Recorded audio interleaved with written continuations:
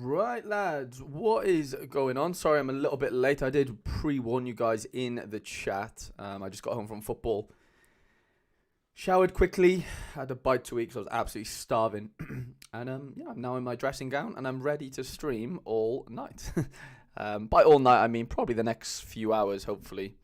But yeah, what's going on, lads? Just checking in on the chat. Drake Cullen says, "Hate that I'm going to miss it. Look forward to watching it back later today." Weaselmont, what's going on, mate? Take all the time you need, Harry boy. Appreciate that, Weaselmont. Really do. We'll be waiting. Alex Coombs, what's going on, mate? AG plays. Yonatan, hello, everyone. Just got back after 12 hours in university. Can't wait for this one. 12 hours at uni.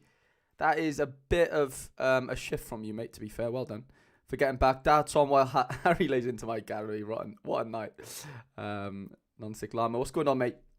Appreciate you all being here. I was just checking the Real Madrid situation, lads. I've only gone and captained Luka Modric. Fun fact, the only pet I've ever had in my life was a bearded dragon. And I'll give you one guess what I called him. I'll give you one guess. But look at that. Captain Modric. 3-man threshy, lads. We don't even need the Savio points. We don't even need them. We've managed to do it with Van Hecke, Spittle, and Captain Modric, lads, which is unreal, to be fair. Unfortunately, Rodrigo has absolutely pulled my pants down for this midweek. Gutted about that, to be fair. I mean, I'm still on for an okay score, maybe, if Campolat plays. Sergi Cardona does something half decent, but yeah, still a bit annoying, actually, that one. Rodrigo, happy to see Vinny start, though. Well, that was fun to see. Blake, what's going on, mate? Johnny, lads, really appreciate you being here. But yeah, lads, it's the sort of monthly gallery review of the members section. We've gone from strength to strength, lads, to be fair, as far as numbers go. Honestly, I did not expect the amount of members we have on the channel. So firstly, I just want to say a massive thank you to you lads, because yeah, it's just ridiculous. I genuinely did not expect this at all. As far as like the numbers we've got, we're almost at 50 members, lads, to be fair, which is mental. I genuinely did not expect it at all. I've got a new little mic stand or mic arm situation, so let me know if I sound a little bit clearer. Hopefully I do, because before I had the mic like in front of me, if that makes sense. It's still in front of me now, but like I can kind of speak into it without having to like lean down a little bit. I can just kind of position it, where kind of my mouth is and stuff. Maybe I need to bring it a little bit down further just so you can see. I don't know if you want to see my mouth moving, but I'm sure it makes a little bit more sense if you're trying to understand my Cardiff accent. So that's kind of my updates on things. Johnny, I captain Bellingham and I've got a big near 100 with him in my lineup. I don't know, what did Bellingham actually score? 58 in the end. Yeah, not great for him. Yonatan says sounds very good. Let's do it. Let's do it then, lads. So we've got how many have we got to go through? We've got 1, 2, 3, 4, 5, 6, 7, 8, 9, 10, 11, 12, 13, 14, 15, 16, 17, 18, 19, 20. We've got 21 galleries to go through. So that'll be super fun. I'm not sure how long I'll take on each one. It'll vary in that sense. It might be I might be reiterating the same message a lot of the time, like I did. I remember when we did it in December. The same thing applies a lot of the time to a lot of you. In that sense, like if you're trying to move from sort of limited and play 240 rail, whatever it is, like the same messages always seem to apply, but there'll be different things applying to different people. Just they might have an America gallery, some might have a European gallery, whatever it is, lads. It kind of they're all football players at the end of the day. And yeah, we're all here to obviously, I'd hope, have some fun. But obviously, we are trying to, further our ROI as best as possible. It's not possible for everyone to win at the end of the day. Like otherwise, it's just a Ponzi scheme. In that sense, you can't all win. But the chances are, if you're putting in the work and you're kind of doing the right things at the right time, you can increase your chances of doing so. It's as simple as that. So yeah, we're going to get into some gallery builds, into some gallery reviews then, lads. First up, we've got Alex Coombs. I can't remember if Alex said, is Alex in the chat? Let's have a look. Alex is in the chat. Love that. Yonatan's at 3%, he just said. Tobias, what's going on, mate? Her big boss says under 23 road to glory when? I recorded it today, mate, to be fair. It's out. Well, I say it's out. It's on my YouTube channel. But because I upload in 4K now, it just takes ages to actually to process. Normally, I would upload in 1080p, just normal HD. But now I've kind of tried to up it a little bit as far as the quality goes, and it just takes a bit longer. So I uploaded it at like 4 o'clock. I had football at 5:30, and I still couldn't release the video because it hadn't rendered and stuff. So it's ready to go out. That'll go out tomorrow morning, or tomorrow afternoon-ish, 12 o'clock, hopefully, mate. So thank you for asking and reminding me. But yeah, Alex said he's here. Sorry, Al, I did have a little scroll up and saw that you were here, mate. So yeah, Alex will be first. He got his sort of gallery review request in first. So yeah, Alex will be up first. Tobias says, I just prepped to hop on into 240 rare when Scandi starts playing again. 250 for one goalkeeper, 2 defenders, 2 midfielders, and 2 forwards.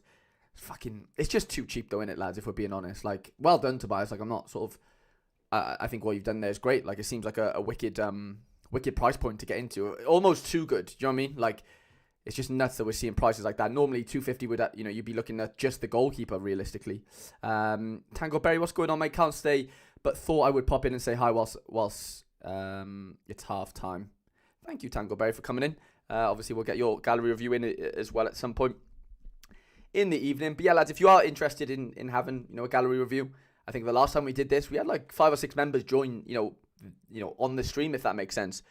Because they wanted their galleries reviewed. And yeah, you're more than welcome to become a member tonight if you want. It's £1 a week, £4 a month.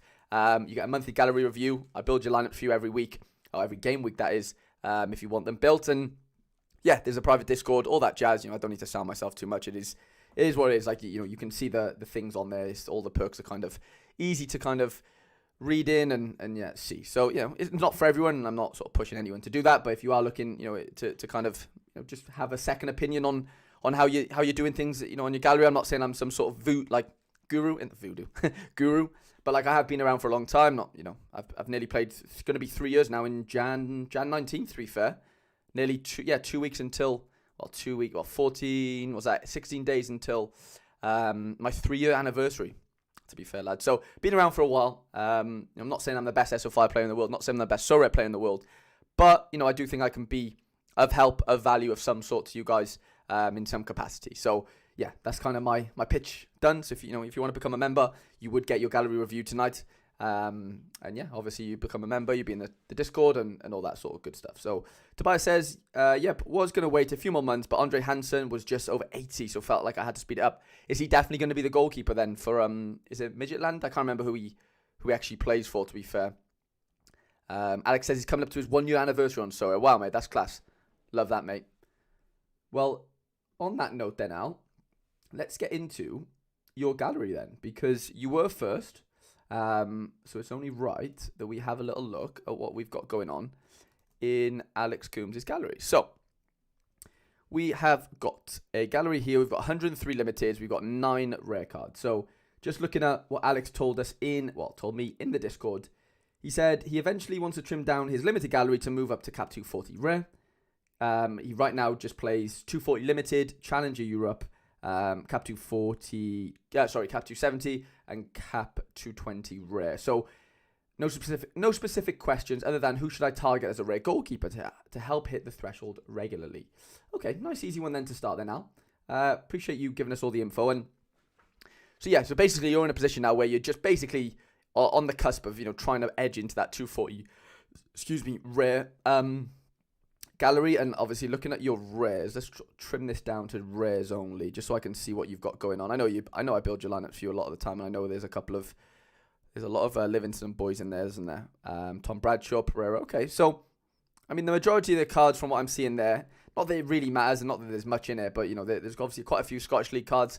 Obviously got Bradshaw, and then you got Pereira in the Prem or whatever. So like, for me, it only makes sense for you to go out and get a goalkeeper that's, European related, realistically, Obviously, right now you're playing 220 rare, and, it's kind of, I'm not saying it's fun to play. It might be fun for you in that sense. It's all relative, but like ultimately, you want to be really pushing into that, into that 240 rare. I don't know whether you're interested in selling any of your well, yeah, I guess you are, and you did say, I'm just double checking, eventually trim down my limited, yeah.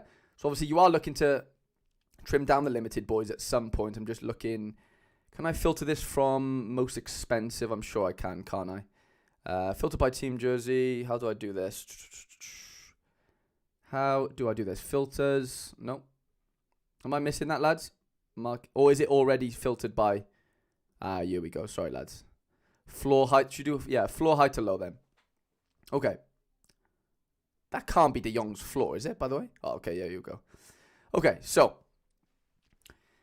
I mean, it comes down to... We mentioned it last month, lads. It's all about the sort of fun to ROI ratio. And I know the word ROI is flown around all the time in Sorare. Everyone wants to make money. Everyone wants to do this. Everyone wants to, grind thresholds. And I get it. I get it because that is kind of the optimal way, unfortunately, right now to play Sorare. Because, there's no incentive, really, as like a side note, to like buy the best players in a horrible way. Right now, with the state that the market's in and whatever, and the economy, it is optimal just to, grind thresholds. And I don't know how sustainable that is, honestly.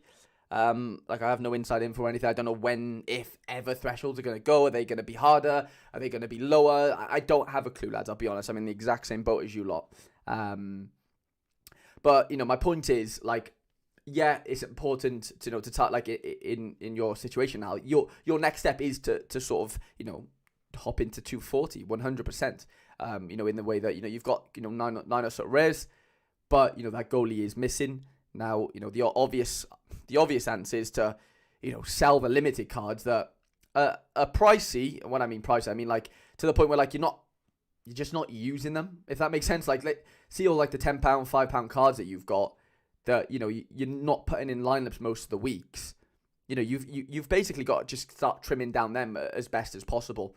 That doesn't mean like sell them all this week or do it in drips and drabs in that sense. Like if a couple of your players are playing this weekend, but you can't field a team that you don't think is capable of winning anything, then maybe just cash in on them. You might take a little loss, whatever it is, but that's then obviously going to build up your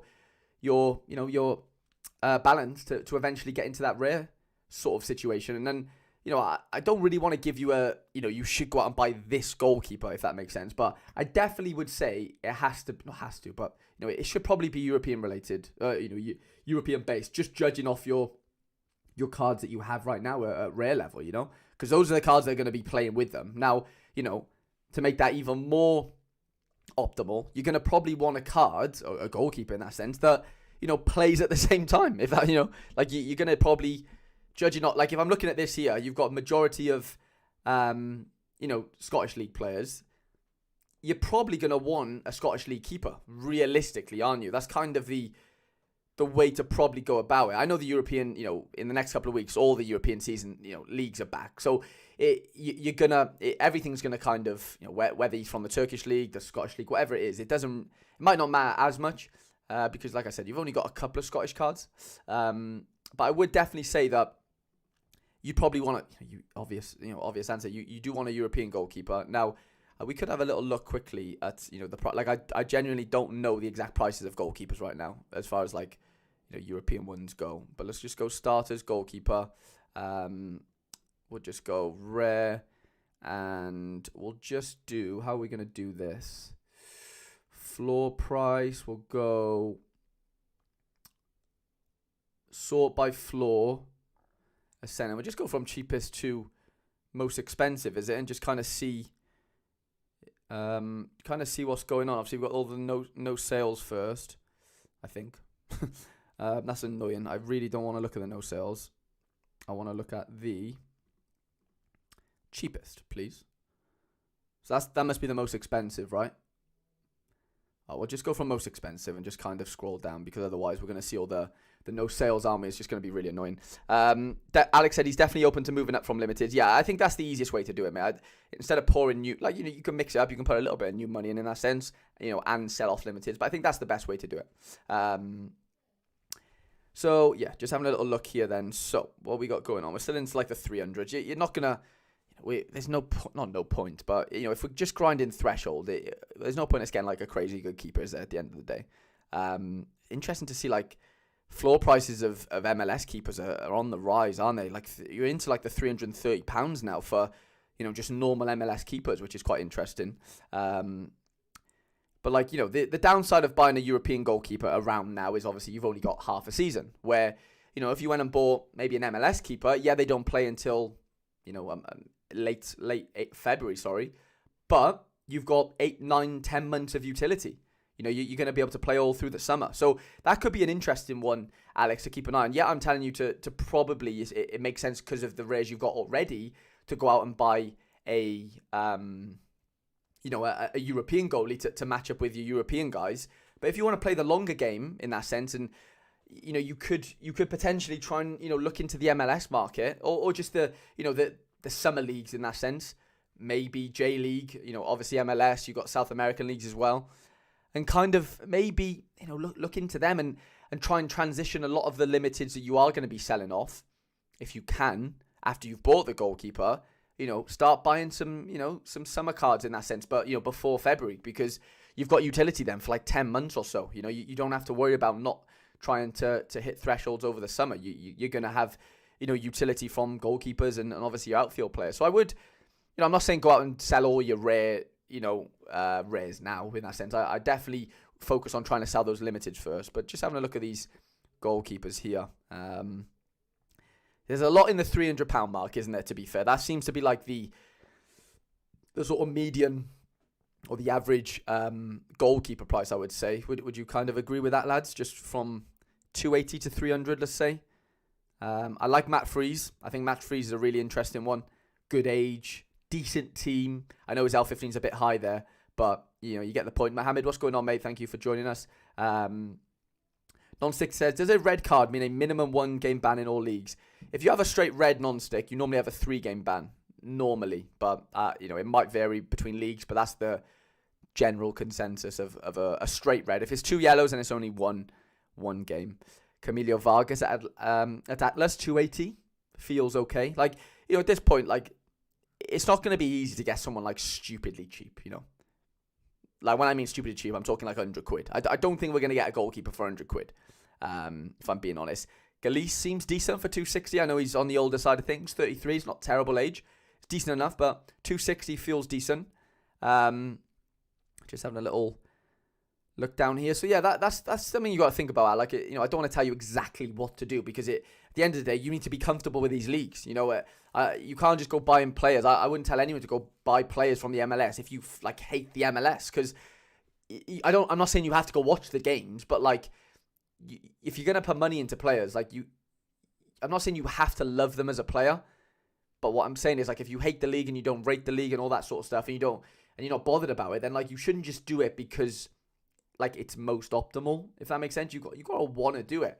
But there's a fine balance, There's like a PSU fan, Sean would he doesn't really care about the players in that sense, liking players too much. He's just focused on scores. And I get that. There's obviously, he's a very good Sorare player and there's definitely merit in that. But he's allowed, with his budget, he's allowed to do that, So if we're on a lesser budget, then, I think you just got to be a bit more conservative sometimes. Joe Hart, 36. So I wouldn't be buying a Joe Hart. Martin Pice is interesting. If he doesn't move, 250 for a Dallas keeper, 25, great age. Soccer AM reference there. That could be an interesting one. Tobias says fun factor matters to most people. 100%, mate. 100%. I think that's a big one. I really do. I think fun factor is massive on Sorare. But I think if your goal is to play 240 rare, then you're not in it for fun, really. In that competition, you might have other lineups and they might be for fun. But winning the threshold isn't a fun lineup. Do you get what I'm saying? You're kind of just there for ROI. Unfortunately. That's just how I think I kind of see it. AG says, I think Tim Melia is super underpriced. He's the starting keeper for SCK in the MLS. He's only $140. That does feel pretty cheap, AG, for sure, mate. Alex said, I tried to play MLS in this last summer and I didn't get as much enjoyment out of it as I could and watch the games. Completely fair, Al. That's why I kind of mentioned it, because I do think I remember you saying about the MLS stuff. And if it's not for you, mate, then, I wouldn't go and force yourself into it. That's the wrong thing to do, I think. So if we're saying no MLS, then, the other options, obviously J-League, which I think are a lot riskier personally for info and stuff than the MLS. But if your risk appetite is quite high and you're willing to take risks, then, J-League could be interesting to you. And then you're looking at South American teams, the Argentinian league's pretty good, especially for clean sheets and stuff. But, they might not be that good for 240s because their L15s might be pretty good, would be kind of what I would say there. So, and then we're back to European goalies, aren't we? Just looking down this list here. 200, we're in like the 200 quid range now. Like, there's some decent cards here. I know like Toblason's under 23, but okay, they might get relegated. Fair enough. Like 200 quid for a Toblason. Ronau at 200. Like, even Anthony Lopez, he's a good keeper. I know Leon a bard, but like players like that is kind of where I'd be fishing in, like that £200, 220, 250 range. Decent keeper. Leon have kind of turned it around a little bit. So, it's an interesting one. Johnny said too much rotations in Asian leagues. Yeah, I agree. That's kind of one of the things that puts me off, Asian leagues, 100%. But yeah, I'm just looking at a couple of these European goalies. Croatian league. Yeah, you can get a decent keeper for 200 quid here, really. Like, if we're being honest, can't you? Stefan Fry, I know he's getting on a bit, but Jesus, that's decent. 210 quid for a Seattle keeper. I think that's pretty decent. But yeah, ultimately, we're looking for keepers that, aren't going to ever go, like, incredibly high at L15 wise, but aren't going to be, like, stupidly low to where, like, they're never helping you hit the threshy. Someone like a Paul Bernardoni here, 208 quid, obviously plays in Turkey, capable of 75s, but, he is going to get you 29s, which that's kind of what you need in a horrible way. Like, you need those peaks and sort of downs as well. Like, that kind of how, that's how your L15 is going to sort of level out and stay to a point where, it allows you to play some good outfield players that are going to help you towards that threshy. So yeah, I mean, the barrier to entry right now, lads, on keepers is low. Like, if you're in Alex's position and you need a goalie, like, it's 200 quid, in it, if we're being honest, lads. Ross Laidlow in Ross County keeper, 200 quid. But like, how many games have we got left of the Scottish League? Let's just have a look at it, and then we'll, if you're happy with that, Al, I know I haven't given you exact goalkeeper, I'd like to think that you've got maybe a little bit of a better idea to how, just to sort of maneuver in this next sort of month or so, as far as, selling off the limiteds, bit by bit, and then, moving that into a goalkeeper, basically. So contract until 2026 feels decent. 31, 6'3", and then I was just having a look at what Ross County rubbish though, in they. I swear they're real bad. Yeah, so they could get relegated. So there's definitely risk with things like that. They're in trouble only halfway. Yeah, for sure, Weaselmon. I didn't really take that into consideration when I thought about it, but. So we're saying it's only halfway as far as games go. So we got Celtic, we got 1, 2, 3, 4, 5, 6, 7, 8, 9, 11, 12, and then it's the split, isn't it? Which is Weaselmon. How many games is the split, by the way? So let's just call it 18 games. You're paying 200 quid. I'm not saying Laidlaw is that keeper, but let's just say you pay 200 quid for a keeper right now. Let's say you've got 15 games left. 15 chances at the threshold. If you hit it 1 in 3. Let's just say, what's that? $150 back. You've almost paid off the Laidlaw, in full, almost. If you hit it 6 times, you basically pay him off.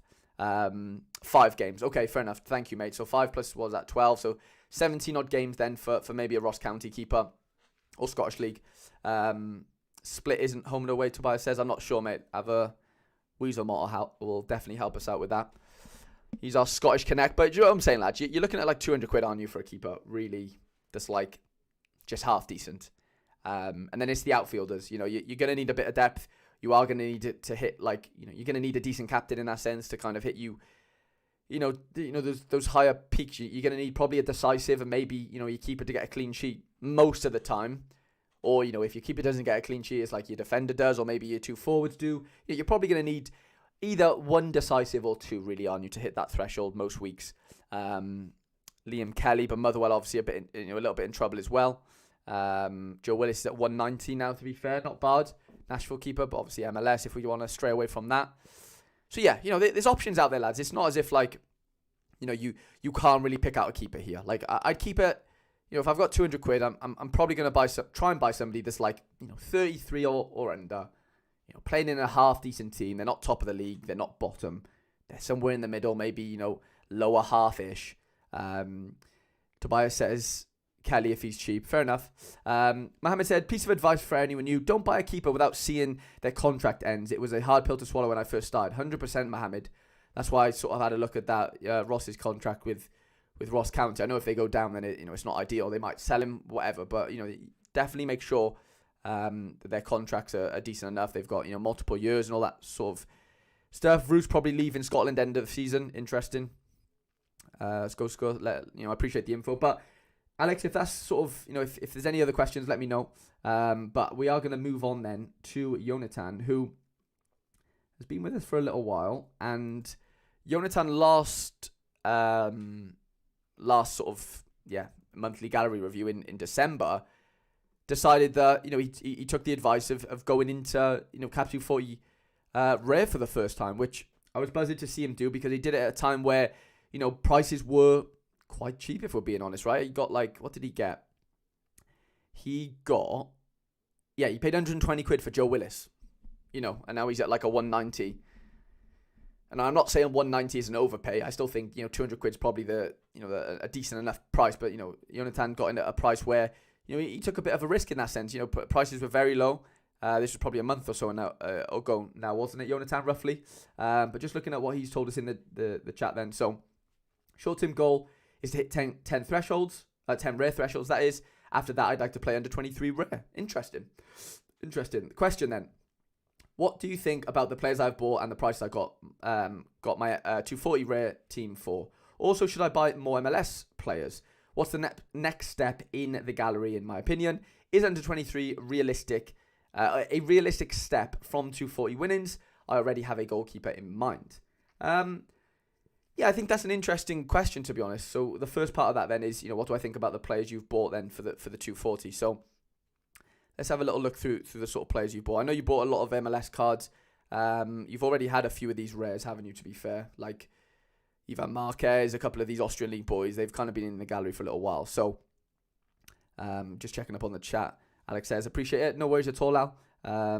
Mike Baston said, I'm annoyed I missed Helton later at proc 70 quid before Christmas. Jesus. Evening, Mike, as well. Thank you for joining us. I wasted £100. Christoph bought at 260. Mark says, shit, I missed the start. Was watching the darts. Have you looked into mine yet? Poor man edition. No, not yet, Mark, to be fair. We're only two galleries in, to be fair, mate. We've taken a bit of a slow start, but we'll get kicking very soon. But no, we haven't done yours yet, Mark. No worries. You haven't missed anything. But yeah, Yonatan, as far as the sort of, the MLS guys you've bought, we don't need to do this because obviously MLS is going to be on whilst, the European leagues are playing for a little bit. But as far as the MLS guys you've got, what we got, Willis, obviously Panico is the sort of handcuff. Then we've got as forwards, we've got Schaffelberg, we've got Ty Baribo, we've got Jack Mayer to sort of, the goalkeeper defensive stack, sorry. Fontas, very decent. Obviously L15's a little bit high, but I'm sure you could fit him in for sure. You've got Ashley Westwood, interesting. I actually like Ashley Westwood. He's a good player. You bought him for, that's mad. 13 quid for Ashley Westwood. That feels ridiculous. He's a very good player, to be fair. What's his contract situation at Charlotte? I'm guessing he's got another year. Edwin Cirillo, decent player. Ryan Rapper, so he can actually get some decent scores. You obviously Dan Edelman, sorry. Aaron Long. Who's Aaron Long playing for? He's still at LAFC, is he? Okay. So yeah, as far as what you've got here, you don't really need to be buying too much else, really, do you? It's a case of you've got to play it by ear sometimes. You've got to wait. Sometimes, unfortunately, you do have to wait until the competition starts because, as much as we do predicted 11s and all this stuff, and I'm not saying, none of your players are going to start, but what I'm getting at is, you need to just have a feel for things. Football's a very fickle game and, players come in and out of form. Managers change. It's very hard to predict things in this game, in football and in life, obviously, right? But he's captain, Yonatan says, on set according to Trippin. Yeah, I would definitely trust Trippin. Ashley Westwood's been great in England for the last couple of years. I think he's a top pro in that sense. So yeah, fair play. He's a very interesting card there. Very captainable in that sense in your 240. But I think you've probably got enough for now, mate, to be honest. You've got 2 or 3 in each position. If anything, I would say maybe another forward. I know you like Ty Baribo, but and I like Schaffelberg. I think he's good, but in certain situations where maybe Baribo's not in the squad, not in the team in that sense, Schaffelberg probably plays, doesn't he? More often than not. But as you can see, there's definitely a lot of substitute appearances. So maybe another forward potentially. I think you're okay for midfielders. I'm probably okay for defenders for now.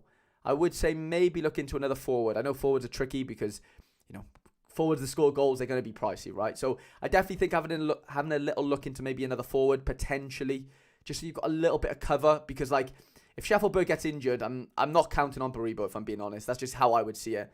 And that's not for seeing, definitely Sheffield going to get injured, but just judging off how he played last year, as far as, coming off the bench and whatever.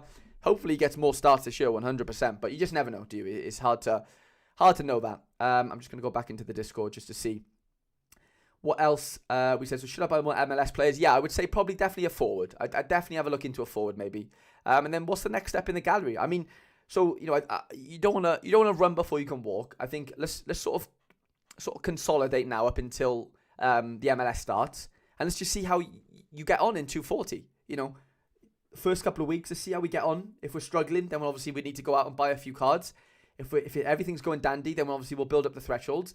And then, like you said, you are interested in playing under 23, which I'm not saying you shouldn't do, but it's a luxury, I would say, playing under 23 rare, if that makes sense. I think first and foremost is getting you 240 right. That should be the goal. Don't run it before you can walk. It is basically what I would say if you're in this situation where you've just gone up to rare, you haven't even played the 240 yet.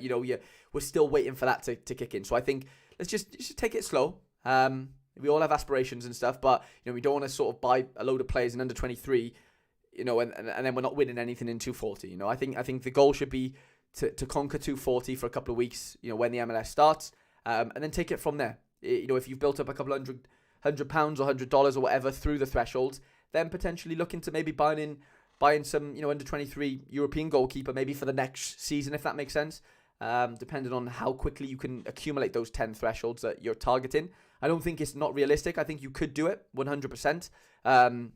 But yeah, it's a case of I think you could play under 23. I wouldn't tell you not to, but just do it knowing that you're not going in there for ROI, if that makes sense. It's not an easy division to play in. That's coming from somebody that predominantly plays under 23. I like playing Rare Pro. I like playing under 23. Super Rare, I don't win too much there. I win, majority of my cards in Rare Pro. Under 23 Rare is very hard to win cards in. Just word of warning. That's kind of how I would sort of finish that. Scammy, what's going on, mate? So yeah, Yonatan, I hope that makes sense for you, mate. And yeah, any more questions, obviously, feel free to ask. But we are going to move on because otherwise we're probably going to be here all night. And I love talking, obviously, Sorare related things. But yeah, I don't want to keep you all night, lad. So Conor Aspall is next. So we've got 14 supers, 94 rares. We've got 231 limiteds. So this is Conor's situation. He said he wants to build a K-League focused 240 super rare for the summer. He wants to finish his Fulham collection and get achievements like winning 10 rares, score 300 points in super rare, etc., etc. Interesting, Con. So right now you play Cap 240 rare, you play super rare, and you play Prem Winter rare. So having a look at the super rare situation you've got going on. So let's have a little look at this then, Con. So I'd like to see your opinion on what I should do with my Sambu Samano super rare. I bought him as a 35 L15 cap player, and he is now at 55 L15 and is under 23. Should I be trying to sell him, use him in capped, or maybe have a go at under 23 rare plus with K-League players when it is back? Interesting. No worries at all, Yonatan. No worries at all, man. I'm glad you were here after the big day you had at university and stuff. And yeah, I hope you can obviously kick on now this next sort of couple of months with the MLS situation. So let's have a look who you bought then. Who is it? Where's he to? Here he is. Sambo Samano. So first of all, I would say, have you had any offers on him, Con? I'm not sure if you are here, Con, to be fair. But regardless, that would be my first question. Have you had any offers? As far as his scores go, okay, so he is on fire. He's just scoring goals left, right, and centre. Wow. Obviously, he doesn't have much of a peak, to be honest, as far as as you can see, there's not even a dark green there. Well, I'm not saying he's a bad player. But then, what I'm getting at is he is an ideal sort of cap striker, realistically. I know his L15 is obviously a lot higher now than you would like at 55. I think it all depends on what you can get for him, to be honest, mate. That would be my first thing. What is he going to go for? Let's have a look at Sambo. Let's have a look at what he's kind of selling for. Big Sambo. Tobias says, under 23 going from L15 to 40 to 55 sounds like a sell to me. Yeah, I would definitely agree with that, to be honest, Tobias.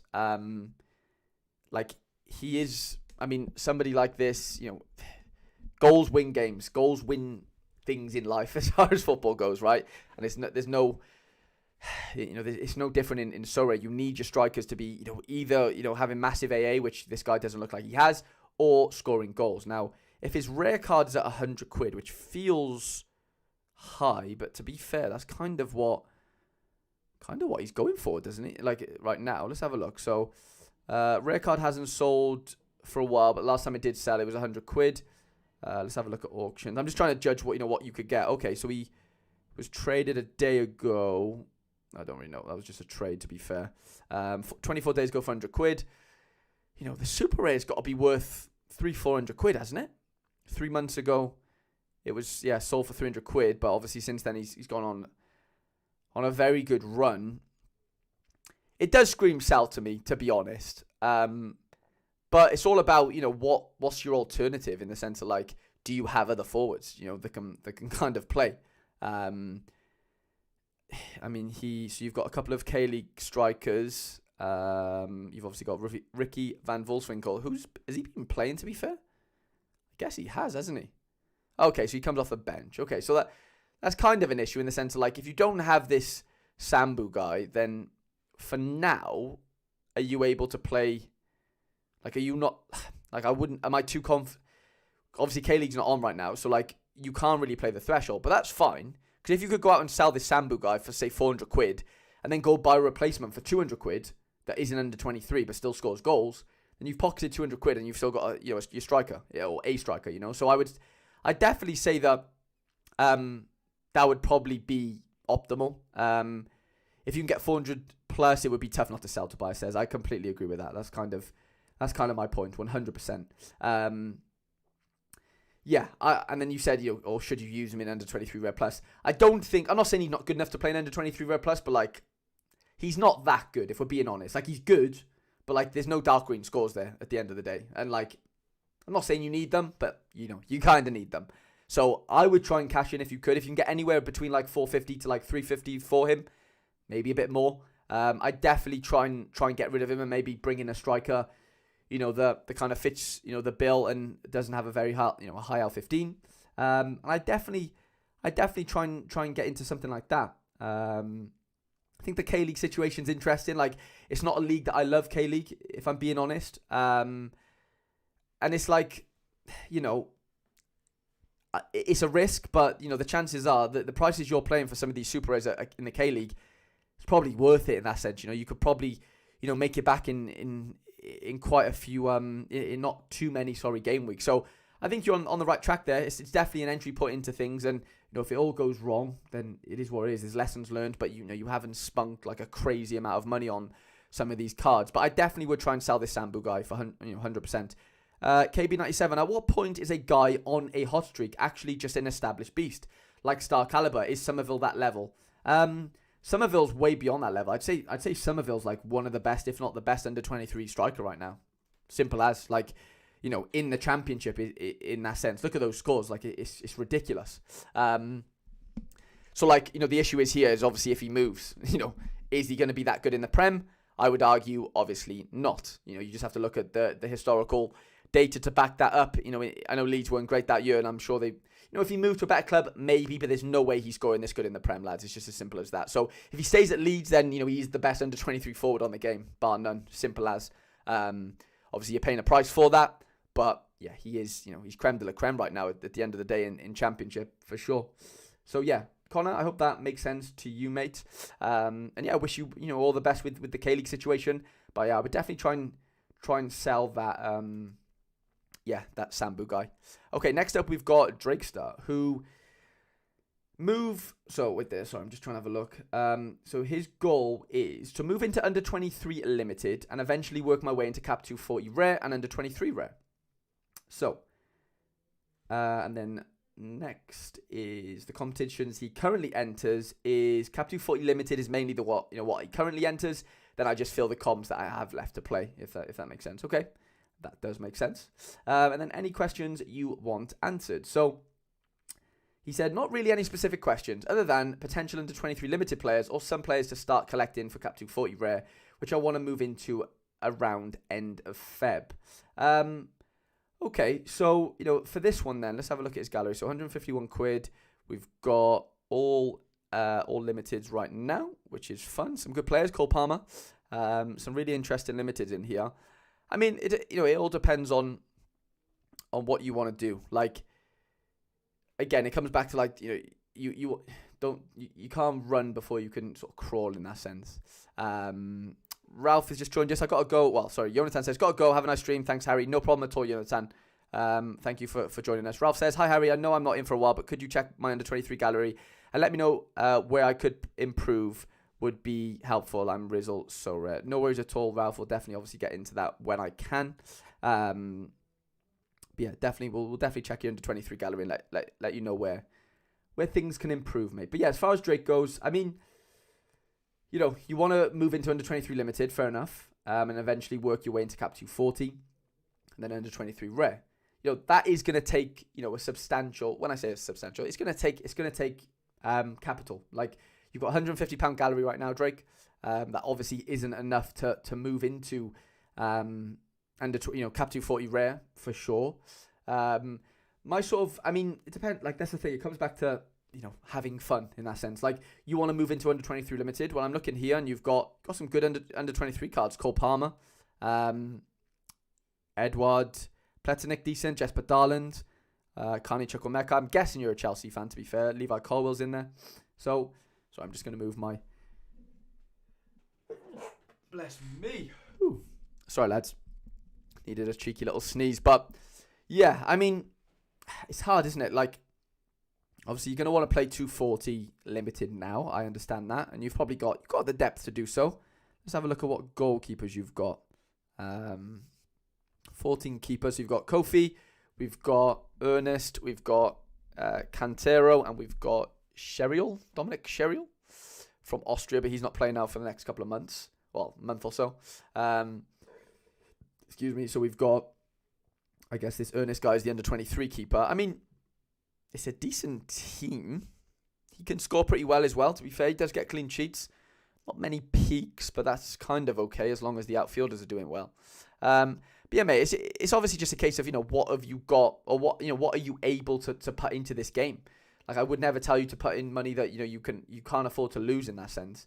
I think you've got a decent base of under 23 players to move into, to play under 23 limited. There's probably missing maybe, obviously Palmer's your sort of stellar mid. I'd probably say you need a forward. Just having a scroll through here, I would say a forward is probably next on the cards for you as far as under 23s go.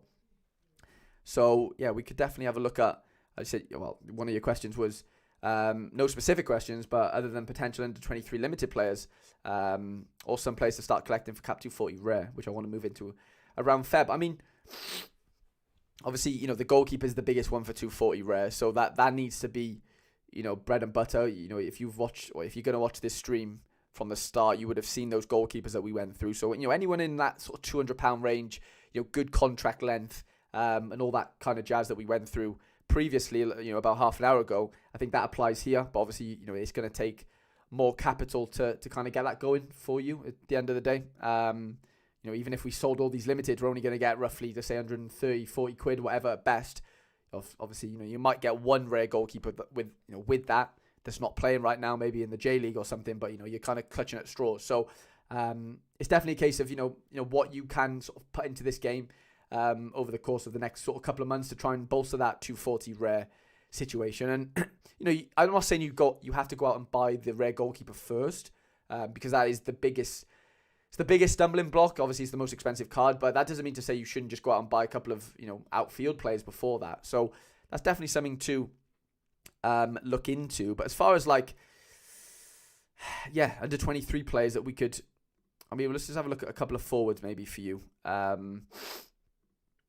could make sense. Go limited because, like you said, you are probably in the market, I'd assume, for a limited forward for that under 23 team.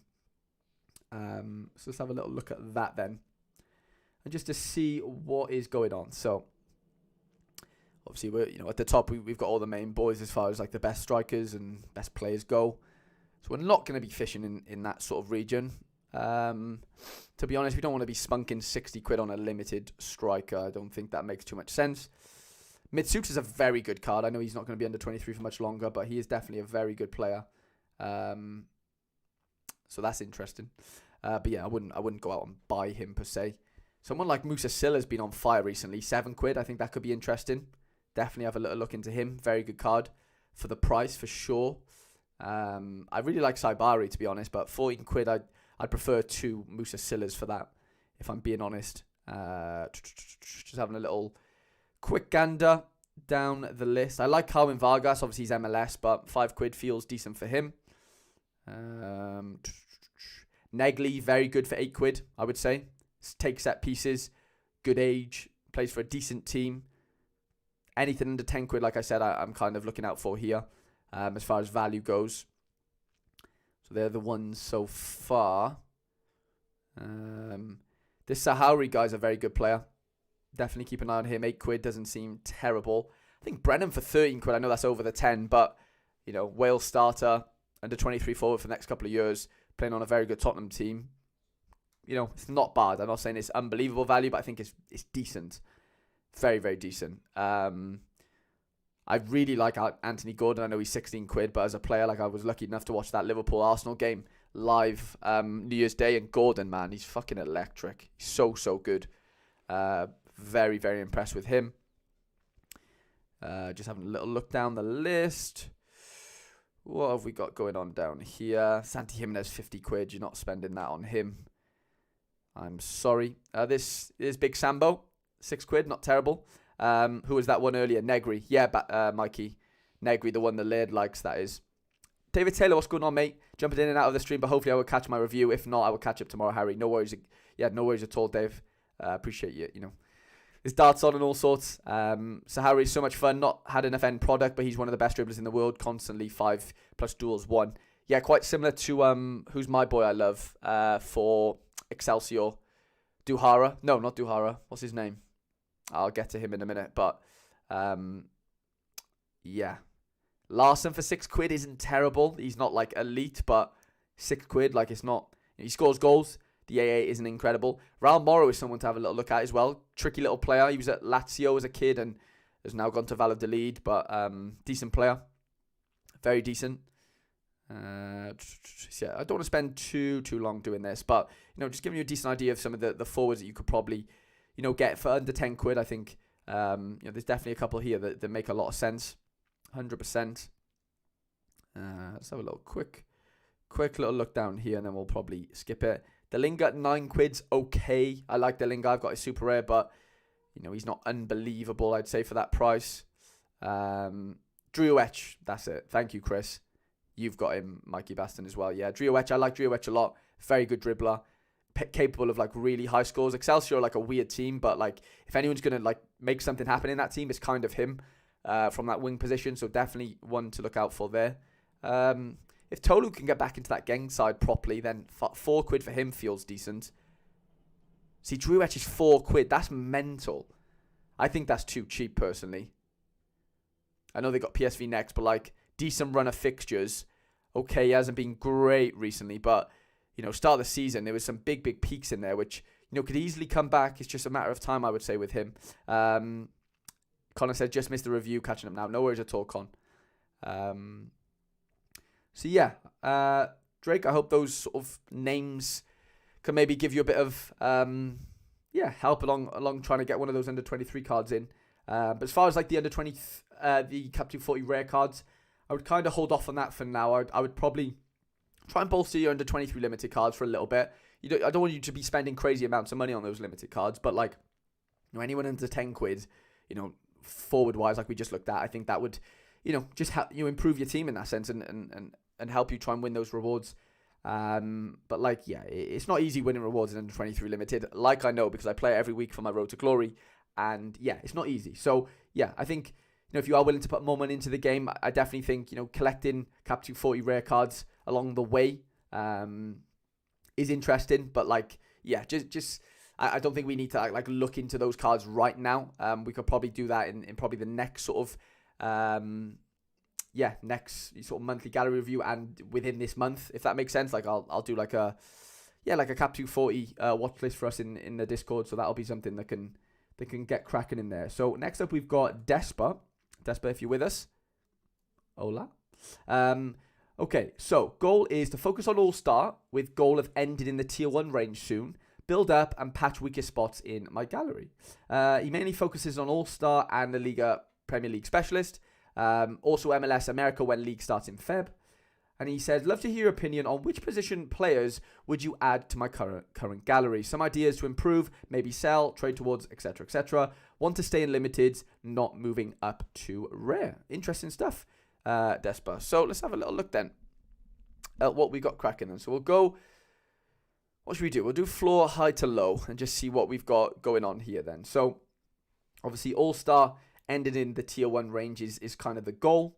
I just want to have a look at what you have won, just to have a rough idea what we got cracking here. So we got a couple of tier 3s, tier 2 there from All-Star Limited. High score, isn't it? 433 points for a tier 2 is not annoying, but it's a lot of points. Okay, yeah, so I'm just looking here. Okay, so you did win a Daniel Bouchman as a tier 1, fair play. So you got one tier 1. What have we got? Tier 2s. Tier 3s, tier 4s, which, makes sense. I get it.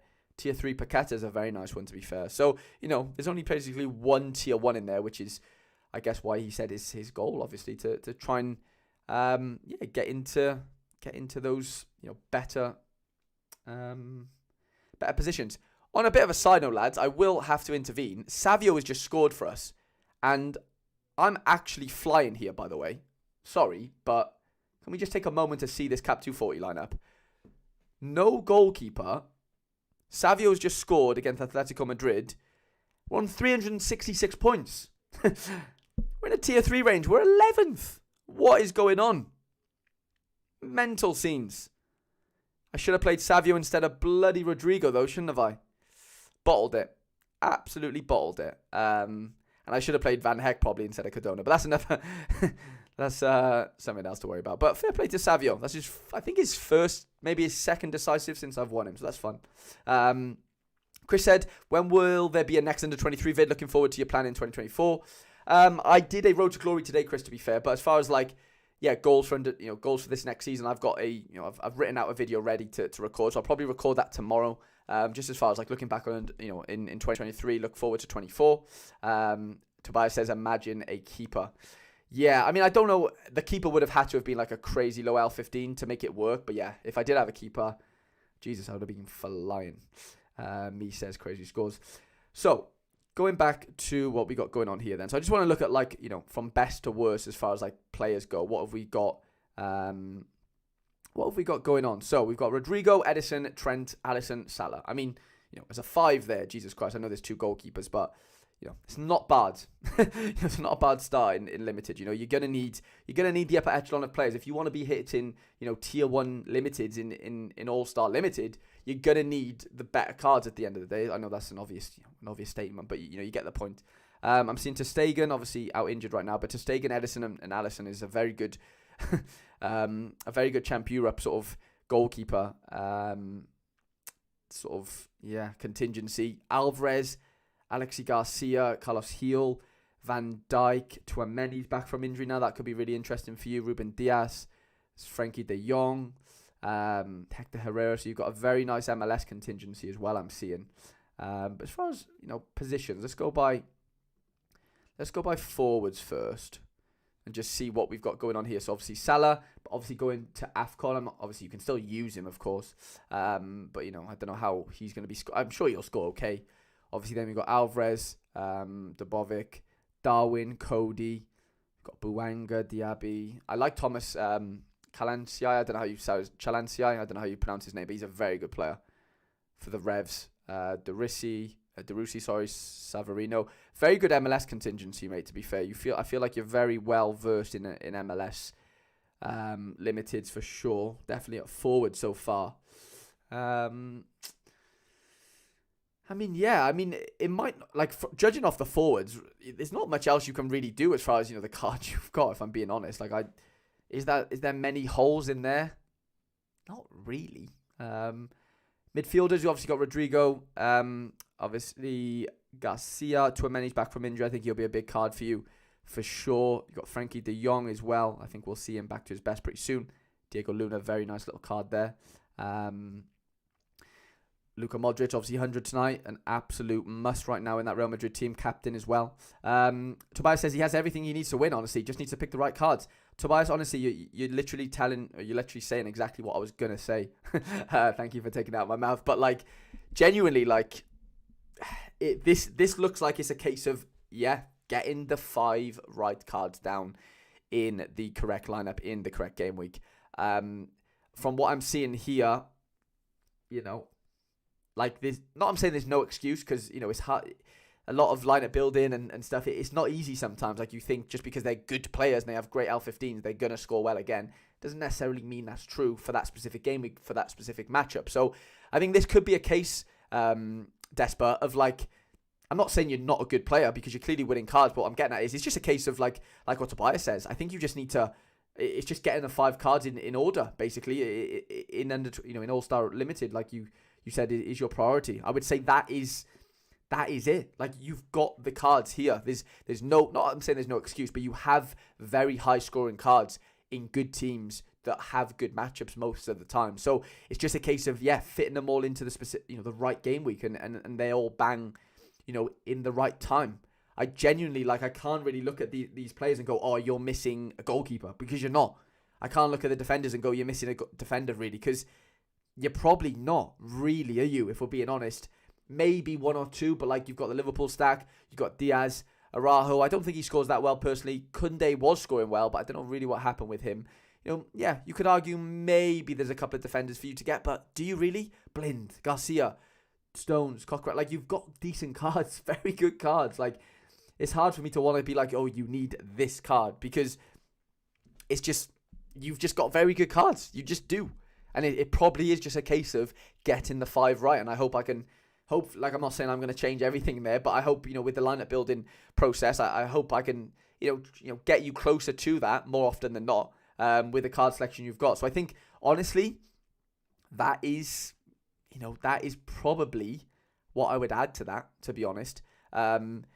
You've got an expensive gallery, I would say, for a limited player, if that makes sense. Like, do you need this many cards? Probably not. But if you haven't got any aspirations of going to rare, then I don't see much point in selling many of them off, personally, because, like you said, you play the summers as well, obviously, with the MLS guys, and it's all gonna help you towards building lineups for that specific game week.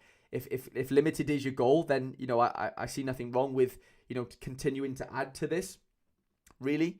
I'm just gonna have one little look at, like, just cards in general. I just want to see, like, who you kind of missing, if anything, really. I can't really think of anyone off the top of my head. So we'll have a little look now.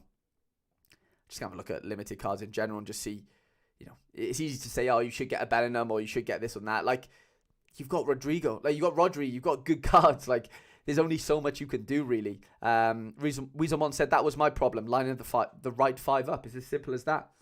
It's as simple as that. KB says you can get a Riker under 23 stack for a few bucks and they can win you a lot in the right matchup. 100%, mate. That's definitely, I would say that's very true. I'm going to actually get rid of L5 because I don't really like looking at L5s in that sense. I think L15s, obviously L40s are best, but L15s for now is kind of, where I want to have a look at things here for missing Ilan Cabal. Yeah, very good play, obviously, in the French 2nd division. When this loads, hopefully we can get a bit more insight going on. But yeah, these are annoying. We should have done starters. Sorry, lads, I'm being an idiot here. Wow, Savio on a 76 already, which is mental.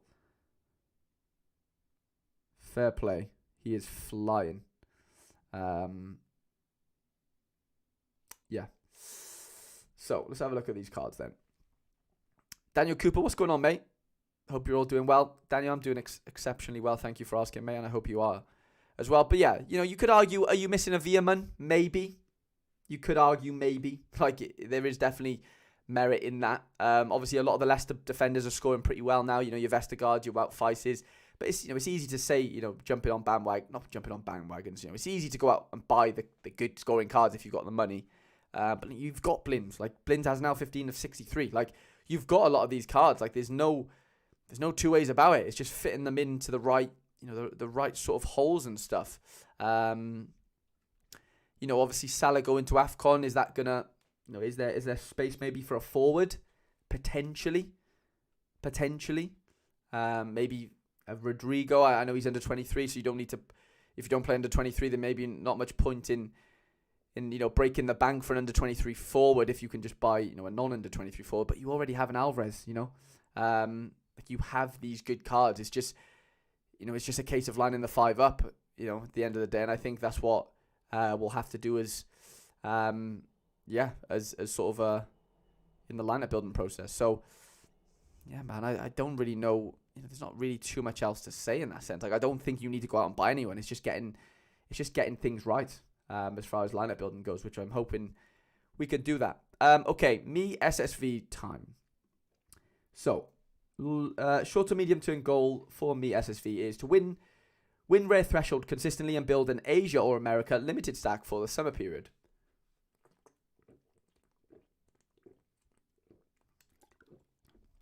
Right now he plays 220, 240, 270. 240 and 220 rare, and then 270, 240 and 220 limited. He says he just restructured the gallery after the winter break, and I'm really happy with the rare cards I've managed to get. But having my doubts about the limiteds, debating whether I should complete a Conor Aspall stack and USG collection, and then get another collection for the summer period, preferably a J-League team, or stay put and just continue scouting players to expand my limited side of the gallery. Thanks in advance for all the effort you put into creating for this community. Me, no problem at all. Thank you for the question. It's really interesting. I mean, it's an interesting question, isn't it? It's like should you collect or not in that sense, as far as like, cards go. Now, at limited level, I think collections matter more than they do anywhere else as like a blanket statement. So, you've got 2% on your Conor Aspall collection right now. I don't think it's a terrible... It all depends, right, on like how many of these extra cards. I know they're pretty cheap, aren't they? They're like 50p and stuff. So like, okay, this is what I'm going to get at, right? How many of these Conor Aspall cards do you play on a regular basis, right? I assume you play Moreno. I assume you play Bernardoni, Guilherme. These are just cards that I like recognize as far as like names go. But like outside of that, like how many of these cards, if you were to buy them, like would you use? Is basically one of my questions. And then the second one is like, okay, let's say you do get to 10% or 5%, great. But how many, how many of those players are you going to actually use that like benefit from that 5%? Excuse me. Now obviously you only need 5 to play a lineup, obviously, right? Excuse me. But like, I think that is an important one. Like, it's all good and well buying like a load of dross just for collection bonus. But like, if you're only going to boost like 3 players, like is there much point? Do you get what I'm saying? Okay, so me SV is in the building. Thank you for letting us know. I'll probably only play like 7 or 8 cards.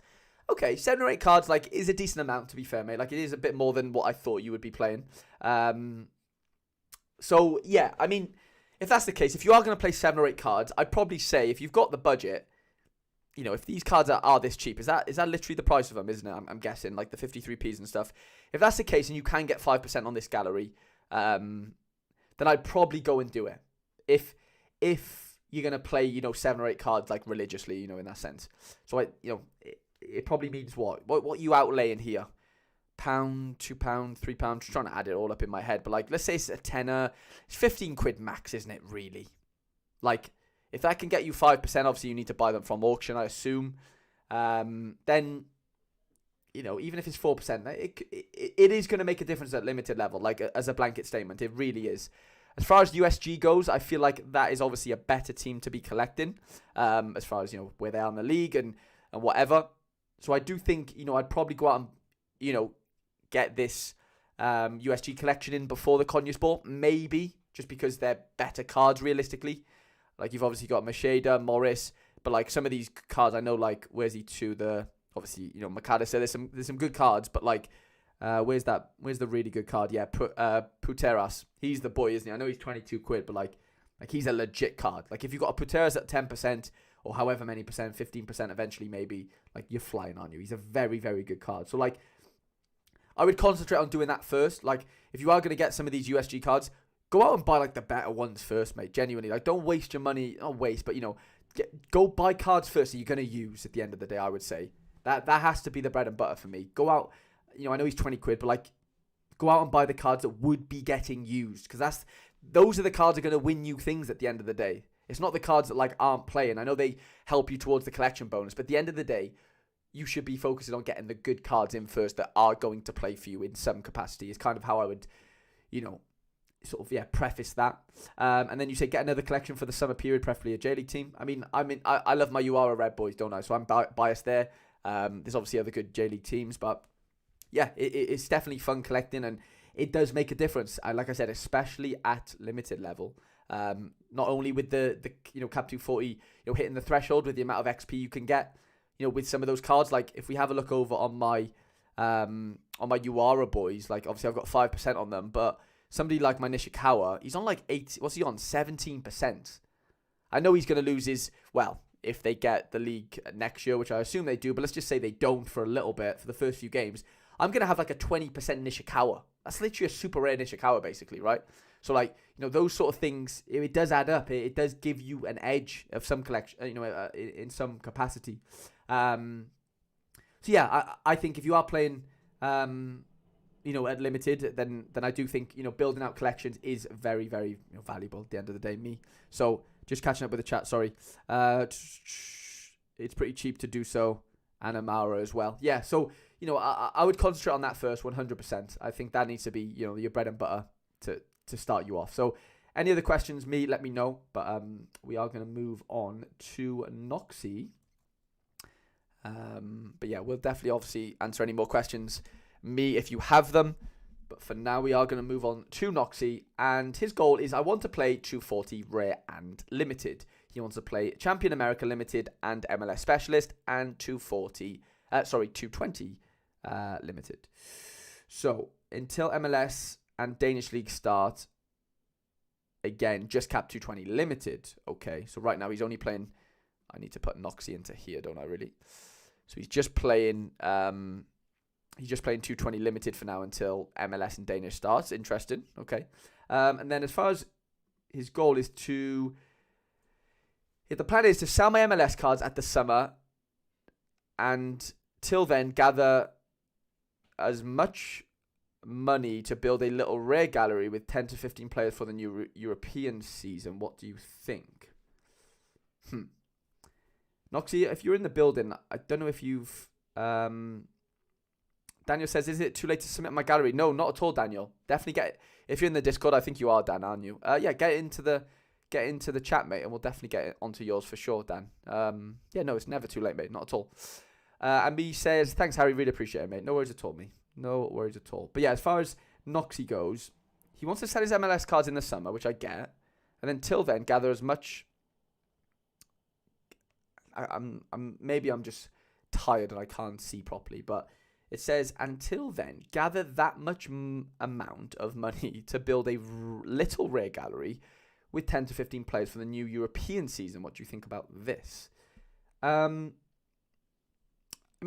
what have we got? We've got 5, to be fair, we've got 5 rares already. Fair enough. Got Schaffelberg, very decent. Tim Elliott. Okay, so you've got the goalie already. Fair enough. Interesting. Wow. Okay, so if you've got the goalie already, mate, what are you going to do with that Tim Elliott? Like, are we gonna be trying to play Cap 240 over the summer? I assume you do, because you did say you want to play 240 Rare and Limited. So, my thing to you then, mate, I would be definitely trying to add to that rare contingency. Like, if you've already got the goalie, you've got Schaffelberg, you're definitely going to, obviously, you got, a defender or so or whatever, but you're definitely going to need a couple more players. I would be looking at, MLS midfielders and defenders really here to bolster that 240 MLS contingency that you've got. It doesn't have to be MLS. It obviously could be K-League, J-League, whatever, whatever you want it to be. But, yeah, if you're able to sort of grind some, right now you're saying you're only playing 220, but until Danish League starts, which I assume is around the MLS start as well. So, until then, you're not going to be grinding any thresholds, are you? Because you're playing 220 limited. So, how are you, not making money, but how are you yielding up until the MLS starting is my sort of issue or my question. Because if you're only playing 220, it's impossible just to yield, isn't it? The Houston defensive stack is nice. Yeah, for sure, Tobias. Brad, what's going on, mate? Thank you for joining us. For sure. So yeah, here the clear thing for me is you should definitely start buying a few more MLS rare cards, 100%, whilst they're of a decent price, and then you look like you're in a decent position with the goalkeeper to be able to grind some thresholds. To be honest, from when the MLS season starts, so I can't really fault that, mate. To be honest, like you said, you're playing 220 for now, which you're just ticking over until Danish league starts back up, and obviously MLS and.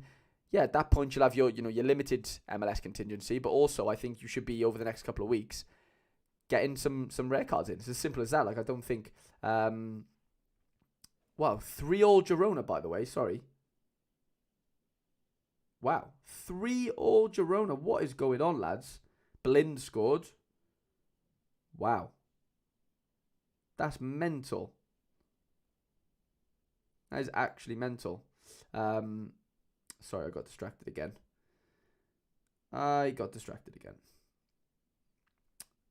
Offside. Alex says, when do you think we will see peak MLS prices? I would assume just before it starts. I would say 2 weeks before.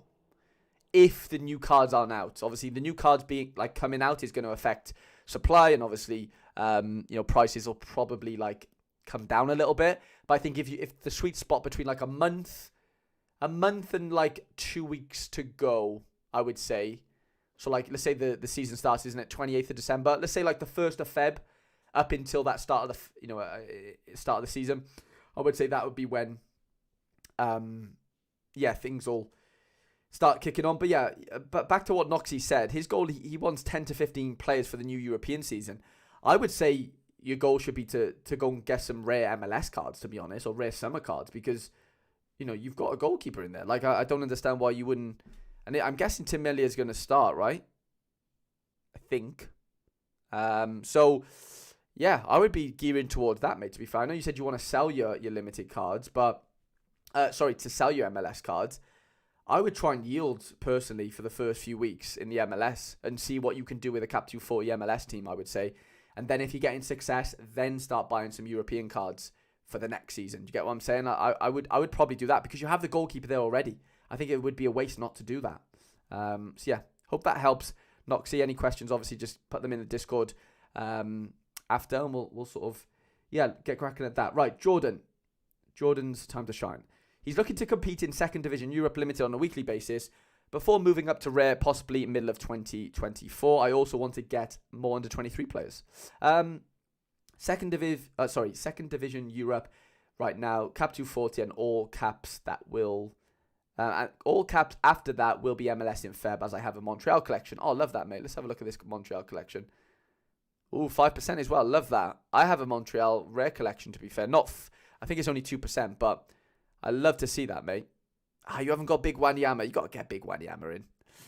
Nathan Saliba is an absolute player, by the way. Some really good players in this Montreal team. I don't think they're amazing, but they are decent enough. I love the George Campbell, 1 of 1,000. Question. Well, Jordan's question is, do you think I need to add more quality? And if so, what positions to fully compete in 2nd Division Europe? Come on then, let's have a look at what he's got in 2nd Division Europe then. So, by leagues, 2nd Division Europe, we can go by season. Let's have a little look then. Can we filter by highest L15 to worst? And let's take it from there. So, Indigo Vicente, obviously basically the best forward in that sort of division. So, you've got the best forward. Colombarto's one of the best mids. Simple as. You've got Lafort on for sale, but he's obviously one of the good defenders. Musa Silla, very good striker. And Dai, pretty decent. Arbila, decent defender. Obviously, you've got your Hanover boys who haven't been great, have they, to be fair?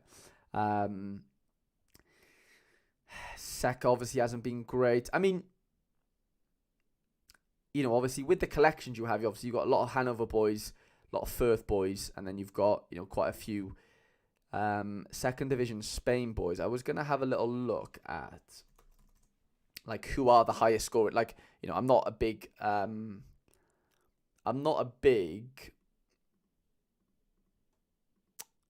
second division player, if that makes sense. So, I'm not saying I don't know any of their players, but, it's always good to have a little gander at, what's out there in that sense. Obviously, Somerville's been incredible. Needs more Abdelli. Love that. Yeah, Abdelli's a baller, by the way, isn't he, KB? Absolute player. So, yeah, Abdelli could be a decent shout. I don't know how much he's going for, but definitely a good player. Obviously, you're missing a lot of championship boys is one thing I would say. Now, I'm not saying that's, like, optimal right now, a lot of these, because, like, their prices are obviously flying. Maybe a Hartel. I don't think you have. Do you have a Hartel? I don't think you do you? A Hartel mid could be interesting, I would say. You've got Vicente, obviously one of the best forwards. Calambato's a very good, obviously, mid. But I would say, Leopard's decent. Decent. But I would say there's definitely maybe room for another mid. I would probably say Marcel Hastelenberg. Yeah, there's definitely a few cards here missing, I would say. Obviously, Hartel being one of them, to kind of go with your Bundesliga 2 boys. Could we argue, like, a really good defender? I know Vestergaard's like 30 quid. You really want to be spending 30 quid on a Vestergaard? Maybe not, but he is going to win you reward. Like, he is going to help you win rewards. I think Joe Rodon, if he doesn't get called back from Spurs for 10 quid, 11 quid, I think that could be interesting.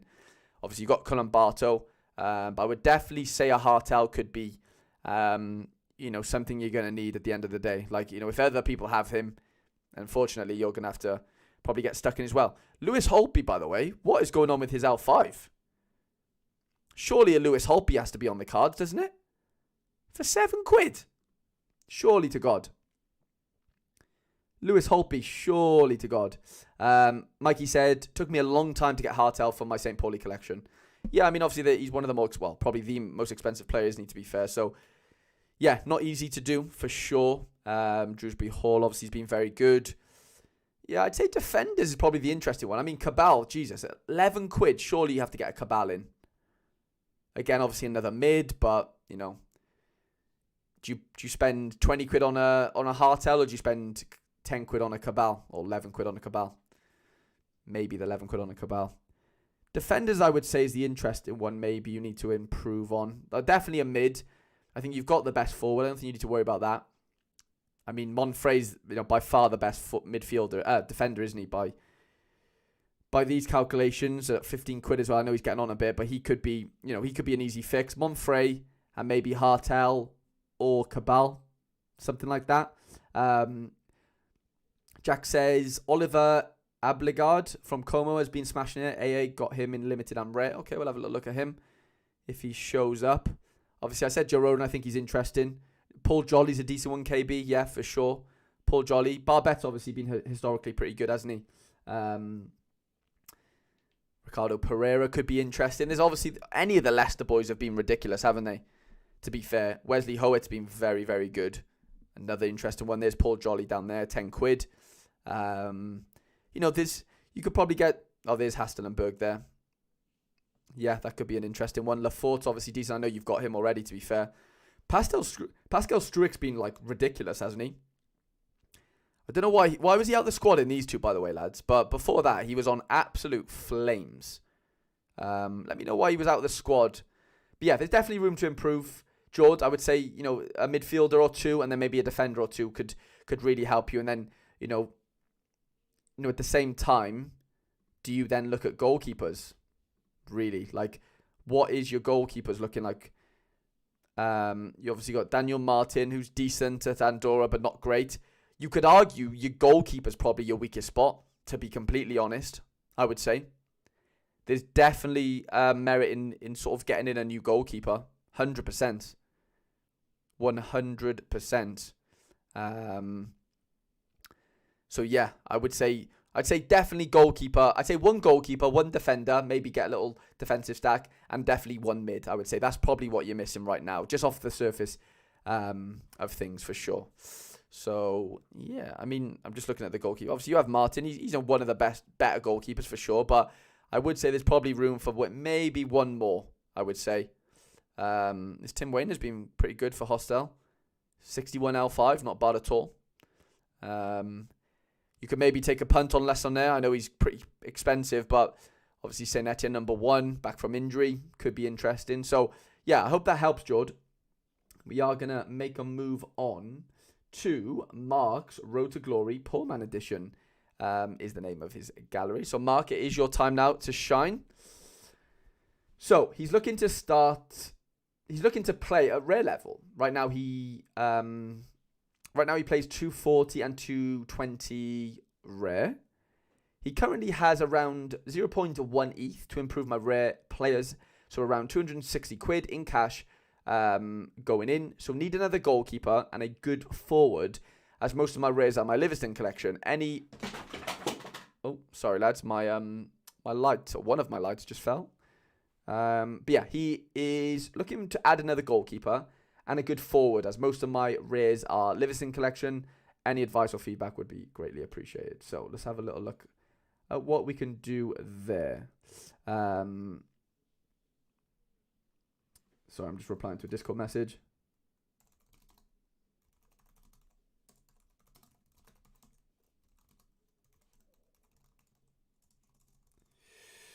Okay, so Marky.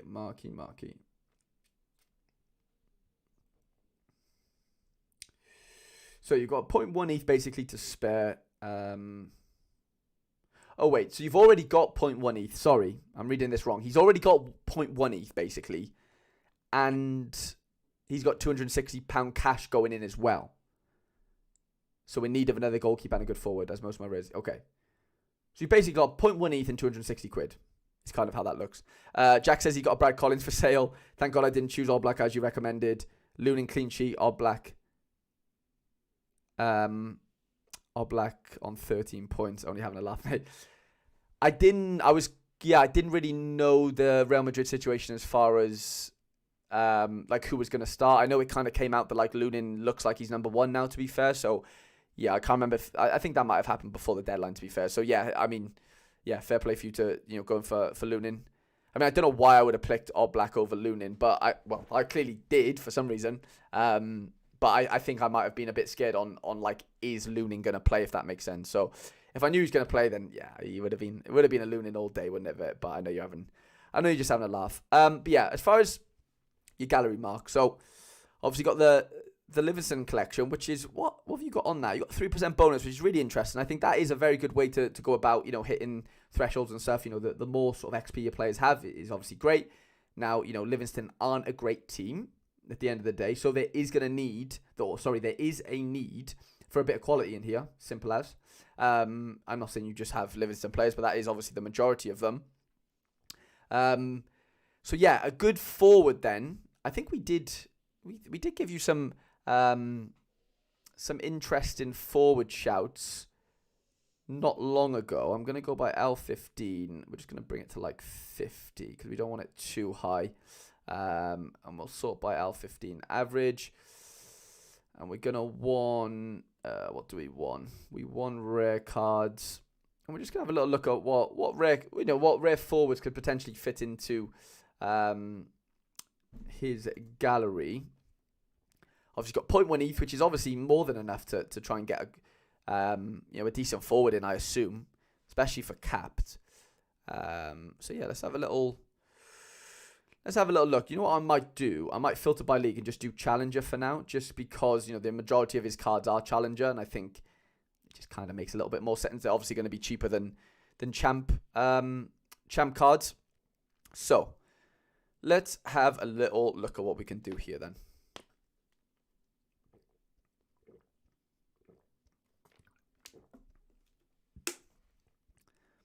Thibaut Sommers, 80 quid. Could be decent. Could be a decent shout. There's obviously going to be cheaper for sure. I mean, DrStar at 60 quid's interesting, I think. I think that's very, very interesting. Barster says, how do we put our galleries through? Just state Sorare name. Barster, it is this sort of thing that I do every month in the monthly gallery reviews. It is for members only. So, yeah, you would probably have, you would have to become a member to have one of the gallery reviews. It's £1 a week to join, £4 a month. There's gallery reviews. I build your lineups for you every week. There's loads of perks. Obviously, you can see them in if you're watching this, it might say join somewhere on your tab or on your screen or whatever. It'll tell you, the sort of perks for becoming a member. And yeah, one of the perks is obviously this monthly gallery review, which I did last month. This is the second time doing it. So yeah, that's kind of my little pitch to you. And that's kind of how you would get your gallery review, because I do have 25 to go through. So, and yeah, it's a perk. The people pay to become a member and stuff, and this is one of the sort of things that, it is part of it in that sense. So yeah, trying to offer some sort of value to helping me keep the channel alive and stuff, and that sort of stuff. Touche, we'll give it a look. Thank you, Barrister. I really appreciate that, mate. Like I said, there's no there's no sort of no rush, but there's no I'm not pushing you towards anything. You obviously do whatever you like, but this Dennis Dragias has been very good, by the way. He was at Liège, wasn't he? But he's been good in the Turkish league. Could be interesting. High peaks in games. He doesn't do anything. He just scores, very averagely, which is, nice, because it's going to probably keep his cap down pretty low. I think that could be an interesting one, Mark. Keep an eye on him. DrStar at 60 quid feels good. It feels like, anything around 60 quid for some of these cards could be decent cops. I actually bought this Nuno da Costa's limited card. As you can see, I own his card. 38 quid, by the way. I know he's coming off the bench a couple of times, but still getting decisives. If he can work his way into the side, 40 quid for a forward could be very decent. Scamio said, will there be an MLS... Oh, sorry, a members scouting session soon, MLS? Yeah, mate, we'll 100% do one. I'm trying to think... As far as time goes, tomorrow I'm filming the podcast with Feder at some point. Friday I'll obviously do the deadline stream with Quinny. We can try and fit one in maybe tomorrow or Friday. I've got a game Friday night, so I won't be able to do it Friday night. But we could potentially do it over the weekend, because I won't have a game on Saturday. So yeah, we'll definitely get one done this week, Scamio, 100%. Whether that's Thursday, Saturday or Sunday, basically, is kind of the best times I think that I could get that going for us. Obviously, we did the MLS scouting session a month ago, but maybe we can update that now. There's a bit more information out there. So yeah, we'll definitely get that going, Scamio, for sure. 100%, mate. Hopefully this week, like I said. Fingers crossed. But yeah, just going back to these strikers. I mean, yeah, I think Nuno da Costa feels decent at 38 quid. Obviously, we've seen DrStar at 60, feels decent. I wouldn't want to be spending more than 60, 70 quid here. Sam Larsson, if he can get back into the side. I know since Laird bought his super rare, things have looked a bit bleak for him as far as starting. But if he can get back into the side, he takes set pieces and stuff. 30 quid feels decent as well, mate. So definitely something to look into there. Marlos Moreno's been very decent for Konyaspor. 50 quid. Cards like this is kind of where I'd be fishing. I know it's hard to sort of nail down who, but that's the kind of range you probably want to be fishing in for sure, I would say. And then obviously you mentioned that you're going to need another goalkeeper. So yeah, I mean, who do you actually have as your goalkeeper right now? Is it? I'm just trying to look. So you've got Jack Hamilton. So didn't you luck into the Jack Hamilton situation, because he played, didn't he? I'm not sure. Is he number one right now, lads? Is Jack Hamilton got the nod over Shamal or whatever his name is? I can't remember his name, but the other goalkeeper. Let me know. Because yeah, obviously you are going to probably need another goalkeeper if Jack Hamilton isn't the number one, obviously. So, we earlier on in the stream, hopefully Mark, if you can go back to it, one of the in the first hour we did a bit of a goalkeeper sort of scouting session basically, and there was a good load of goalkeepers around that £200 mark, I would say, especially in Europe. Obviously, we looked at Laidlaw, who obviously plays for Ross County, and they're not in a great position, but neither are Livingston in that sense. So there's definitely a criteria with goalkeepers. You don't want to buy the best team's goalkeepers for 240. You don't want to buy the worst team's goalkeepers in their specific leagues. you want somewhere, you want them to be floating around the middle. You don't want them to be keeping clean sheets every week because their L15 is going to be too high. You want, the odd good matchup, every couple of games, which is obviously going to help you, hit these thresholds or help you along the way of doing so. But yeah, we obviously went through some of those forward options for you. I think could definitely help. Mikey said he played yesterday with George on the bench. Interesting. So I don't know if Hamilton is the starting goalkeeper now for you, then I wouldn't rush into getting another goalkeeper, to be honest, Mark, if Hamilton is the number one for Livingston, going forward. So he saved a pen last game, so that might mean he gets another chance. So yeah, I would definitely keep an eye on that one. I wouldn't rush into buying another goalkeeper yet. I would definitely buy another forward for sure, maybe two, from the sort of list we looked at, and obviously we'll. If there's any other questions, you can ask me in the Discord, mate. I know you're not watching right now, or maybe you are watching. You were watching earlier. So I definitely think, forward is definitely the first thing I would do, or buy a couple of forwards maybe to bolster out your chances. And if Jack Hamilton is starting for now, then I would say, definitely, stick with him for now in that sense until, because obviously his L15 is going to be a bit skewed, isn't it? Because he's only played one game. So if he gets another really good score now, his L15 is going to keep increasing. So definitely keep that, play that by ear. Alex says, is he going to be the starter for the foreseeable? I don't actually know, to be honest, mate. I don't know. Mikey said, obviously, he played yesterday with George on the bench. So I assume he is, but that's just me guessing. I really don't know right now. But yeah, hopefully someone in the chat can tell us. So yeah, Mark, any other questions, obviously let me know in the Discord after the fact. And yeah, I hope that kind of makes a bit more sense to you. Okay, next up is the main man, Mohammed. One of the first members of the channel. So Mohammed, you're an absolute legend for that. And Mohammed says he recently went up to Rare, bought majority of the St. Louis FC collection. Great. Sold a lot of my limited to fund it. Maybe 240 or America Rare in the horizon. I don't know yet. Interesting. He plays all the limited comps, mainly All-Star and Champ Europe. I'm going on the right path, or is it all... So his question is, am I going on the right path, or is it all wrong? Very confusing of the way I've been going. Haven't had luck recently. Always DMPs or the injured that screws the best lineups. Nevertheless, can't wait for them and Les and Asia to be back. They were my main focus when I started Sorare, and I want them to be back. Any advice, even if it's harsh, will be greatly appreciated. Harry, thanks for the hard work. Mohammed, I really appreciate you. Really appreciate you.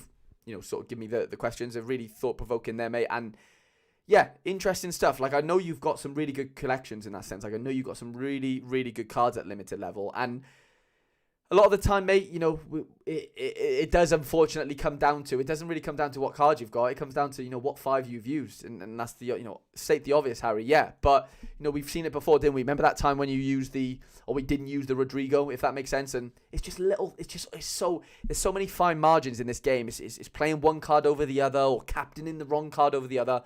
A lot of it's luck, a lot of it's skill, and it's not so much the cards, because you've got some really good collections. Madrid, Napoli, West Ham, AZ, etc. Like, you've got some really, really good cards. I do want to have a look at what you got at the St. Louis situation, because I do like St. Louis. So you've got the Burkian, which is great. You've got Edward Lewinin, who's obviously one of the best mids. Klaus is in there. Giannacci. I was actually really lucky enough to... The last MLS game I went to, whilst I was in the US... I actually went to watch St. Louis play Nashville at the Nashville Stadium. And yeah, got to watch a lot of these boys play. And to be fair, Lowen didn't play. There was a couple of... Klaus didn't play. They were out injured. So I didn't get to see like the best of St. Louis.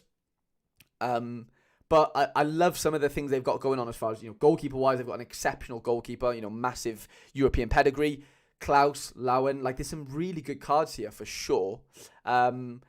And it's just a case of, obviously, like you said, fitting them into 240 or, playing them in America. And that's all going to depend on, how their L15s are looking at the end of the day. Like, I can't imagine Berkey's L15 is that low.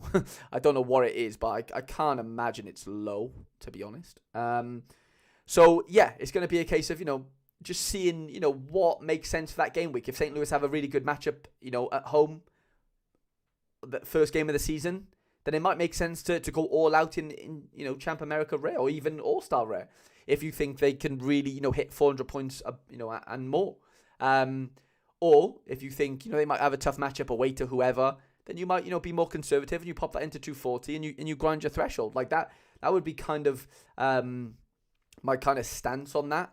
As far as like what you haven't got here, like player wise, I don't think you're missing too many. Are you of like the main stars? I think you've got the majority of them, to be honest. From what I'm seeing here, I think Tim Parker was decent last year. I don't know if he's going to be that good this year, to be honest. Azil Jackson's a very good card, by the way. Jared Stroud again, another good card. There's some really good cards here. I don't really think you need too much else as far as like playing 240 goes, to be honest. What's that? Weezermon says Harry has a Discord. I do have a Discord. It is part of the the members sort of section of the channel, mate. To be fair, this is where every game week I'll post in there, and everyone puts their lineup builds in there for me, and I kind of work in that Discord a lot. To be honest, it really helps me. And helps me connect with obviously all the members and stuff in real time, because obviously being a YouTube member is quite tricky in the sense of like there's nowhere where you can like just speak to people, if that makes sense, unless you're like live or whatever in the chat, which is fun, but obviously I need somewhere a bit more instant, and obviously we're all quite used to Discord, so that's kind of why I made that a bit of a perk. But Mohammed, honestly, I'm really happy with what you've done here with the St. Louis boys. I'm just seeing if you've got any. So that's they're your only the only rare boys you've got right now. I think that's probably enough. You could add a few other MLS cards around the fringes, if that makes sense. They don't necessarily have to be St. Louis related. Like, you've got 3% on these cards. I think that's enough for now. I don't think you really need to push the boat out too much more. To be honest, I mean, what is 4%? Would that be 400 points? So, maybe if you fancy it, buy a couple more to get the 4%. But like, I think it's more important to get like good cards in rather than just like bolstering the cards you already have as far as collections go, because prices are relatively cheap realistically for like some of these outfield cards that you could get. So I would definitely have a look into buying maybe a couple of more cards, maybe another forward. Well, actually, no, maybe one forward, I would say. Even though I can't remember, I can't even pronounce his name now. Nicholas Giannacci, I think it is, and Klaus are very good. But yeah, maybe a forward. You've got a very good mid in there. It's just going to be a case of like hoping that the L15s are lower to fit into 240 if that's what you want to do that game week. If you don't, then obviously play your big guns elsewhere. So that's kind of, I don't think you're doing it wrong, mate. I think you've started off here really, really interestingly as far as what you've been able to build in rare, and you've still got your main collections in limited. So it's just a case of getting those 5 cards right, really, isn't it, mate? At the end of the day, you've got some really good cards across continents and divisions and whatever. It's just a case of getting it right, and I think we will, and I think you will. You obviously, you've been around for a while, and it's just a case of just lucking out sometimes, mate. You just got to let luck do its thing. Okay, David Taylor time. One of the patron saints of the channel, been around for a long time. Savio has just lost 3 points, which is fun. So yeah, that has killed me a little bit. I'm 16th. No, I'm not. I'm 15th right now in Cap 240. I would like him to kick on a little bit more. Okay, David Taylor's situation. Short term, I like to win more regularly outside of the threshold. Had a good period during the Prem special, and I'd like to pair the 240 threshold wins with more card wins. Medium term this year, win a unique card and buy a unique card. And then right now he's playing Cap 240 Super Rare, Cap 270 Super Rare are the main 2, and then the rest goes into sort of whatever in that sense. So, question is, where do you think I need to improve the gallery? Where are my weak positions wise? Any potential buys or sells? I don't want to add more money in, so improvements need to come from sales or wins. Thanks, Harry. Love the idea of having your gallery reviewed and helping others out. Taylor, thank you first for being a member in that sense.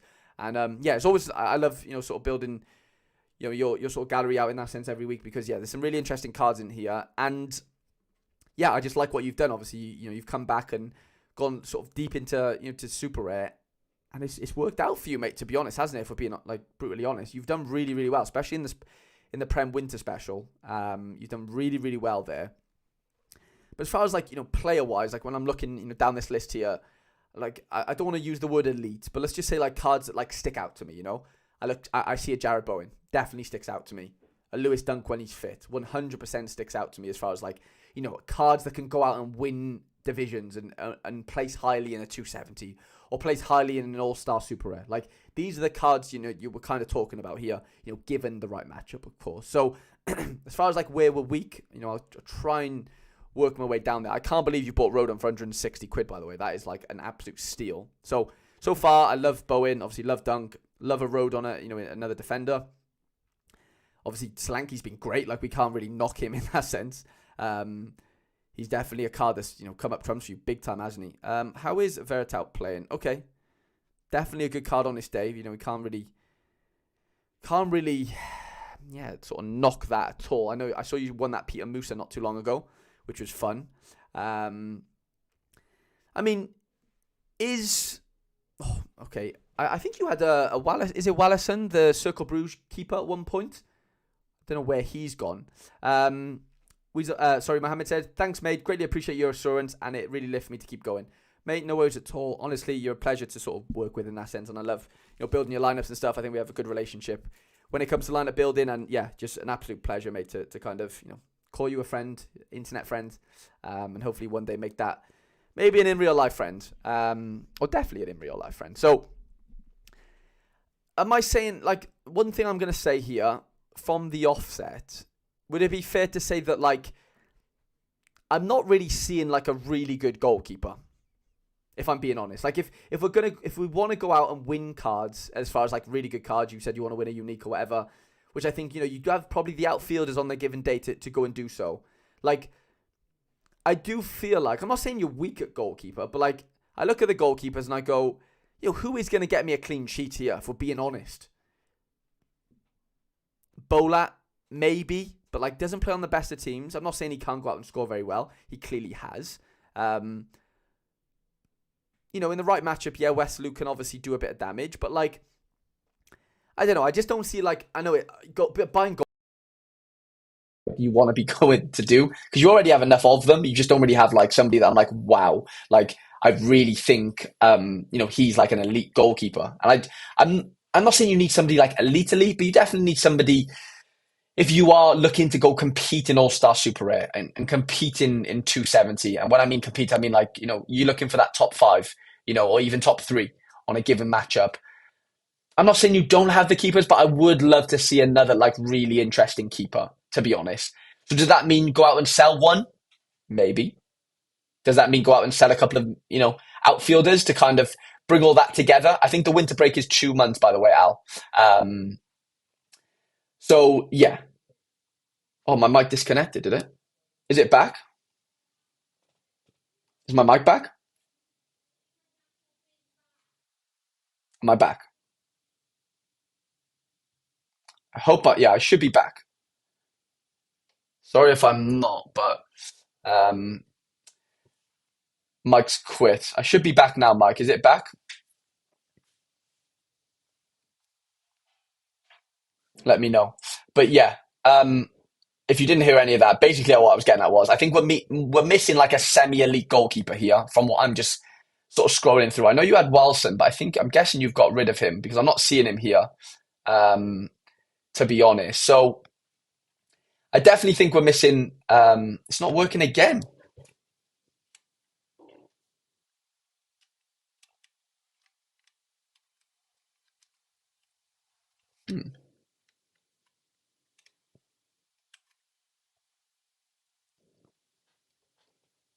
What about now? It's very strange, that is. Hopefully it's working now. Let me know, please, because I'm worried. Can hear you just on different mics, so sound is different. That's weird. How the hell has that happened? You're on PC laptop mic now. That's very strange. I don't know how that's working. It says input capture. Let's have a look.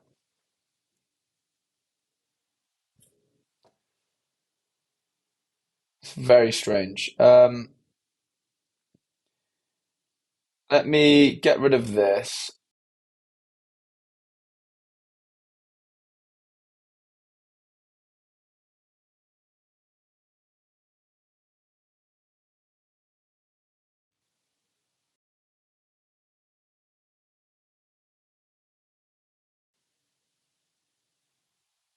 Right, what about now, lads?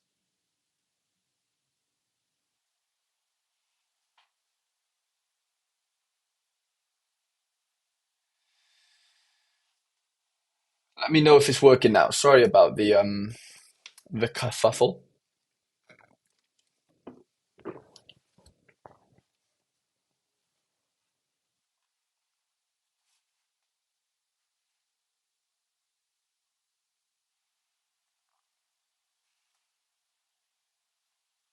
How we looking?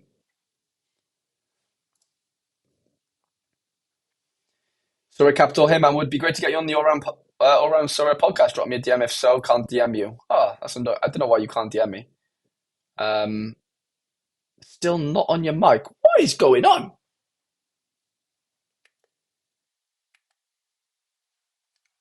What is going on here? I can't work it out, lads, because I've done input capture device and I'm used like I've.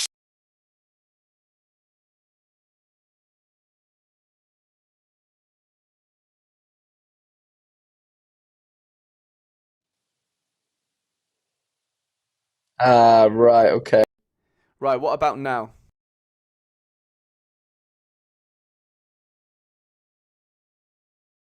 Back. I think we're back. I should be back. I think I'm back. Let me know. I think I'm back. I better bloody be anyway. We're back. Let's go. Sorry, lads. Oh, Savio's back as well. As I'm back, Savio's back. He got the memo. Yeah, sorry, lads. I had it at default and it wasn't, connected to my Yeti mic. So, okay. Sorry, lads, for that. Fucking hell. Nightmare. So basically what I was getting at, Dave, is the only thing I feel like we're missing here is like a semi-elite goalkeeper. Well, not the only thing, but it's definitely one of the things. 100%. Like if we're looking at lineup builder and we go into like, let's just say all-star rare, and we'll just go, Mike's been on the whole time. Yeah, I don't know what was going on, lads. I was having a Western. Oh, there's Wallison there. Why isn't he coming up then? That's a bit weird. Anyway, as far as like what is the best team here, right? Also, I'm getting boiled in a minute, lads. Let me I'm gonna open my window a minute because it's absolutely boiling in here.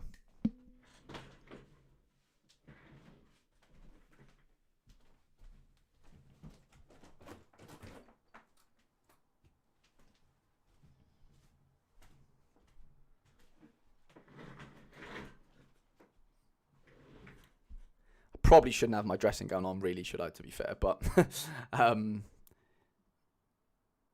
yeah, it is what it is. Right, let me just build out like the best team I think I could, build. I know it's going to depend on matchups, but like, who is our best players here? It's probably Kara, isn't it? As the sort of mid. Pulisic has been ridiculous. You've got a really good selection of forwards, I would say. Shankland, Shrevers, I don't know how to pronounce his name properly, but yeah, Pulisic, Shrevers, Shankland, and Bowen is like and Solanke, if we're being honest. You've got 5 good forwards there. Like, I don't think forwards need, much sort of tinkering. Midfield, defenders, sorry, you've got obviously Rodon's been great. V-Friend, but I'm guessing he's injured, but I don't know how bad that is, but obviously Dunk's very good. Eunice can be very good. Ben Davis has been decent, but he probably doesn't start, going forward, I would say, just because they're looking to buy defenders, aren't they? There's definitely good defenders there for sure. Mikey says Morata hat-trick, but only scoring 83. That's mad. Thought you were doing a Royal Levy impression with the dressing gown. I've heard of him. I don't know what he does. I guess he chills in his dressing gown, does he? Fair play to him. But yeah, let me know. Yeah, keep me updated on what that actually means because I don't really know what he does as far as with the dressing gown. But I mean, yeah, like, are we missing? Like, what are we missing here? Really, we've got L15 of 60s all around so far, which is not bad, is it? like going back to the goalie, I know Wallison is in here now, but I still wouldn't say he's like semi-elite. Circular Brews love conceding goals. Love conceding goals. I know he can score pretty well on given days, but like, you know, I still think we're missing somebody just above, you know, your sort of Wallison and maybe like your Bolat, Neto of the world, if that makes sense. Like, are we missing like an elite midfielder potentially? Like, I'm not saying, you know, going with Rodon and Dunk isn't a bad thing. Like, they're both obviously very good scorers. But, like, yeah, Sorare Capital, if you can't DM me, let me follow you or something. Well, not something, I will follow you. Is it just Sorare Capital? Capital. I've got you. I think, well, I did have you. Let's have a look. Here we go. Right, I just followed you, mate.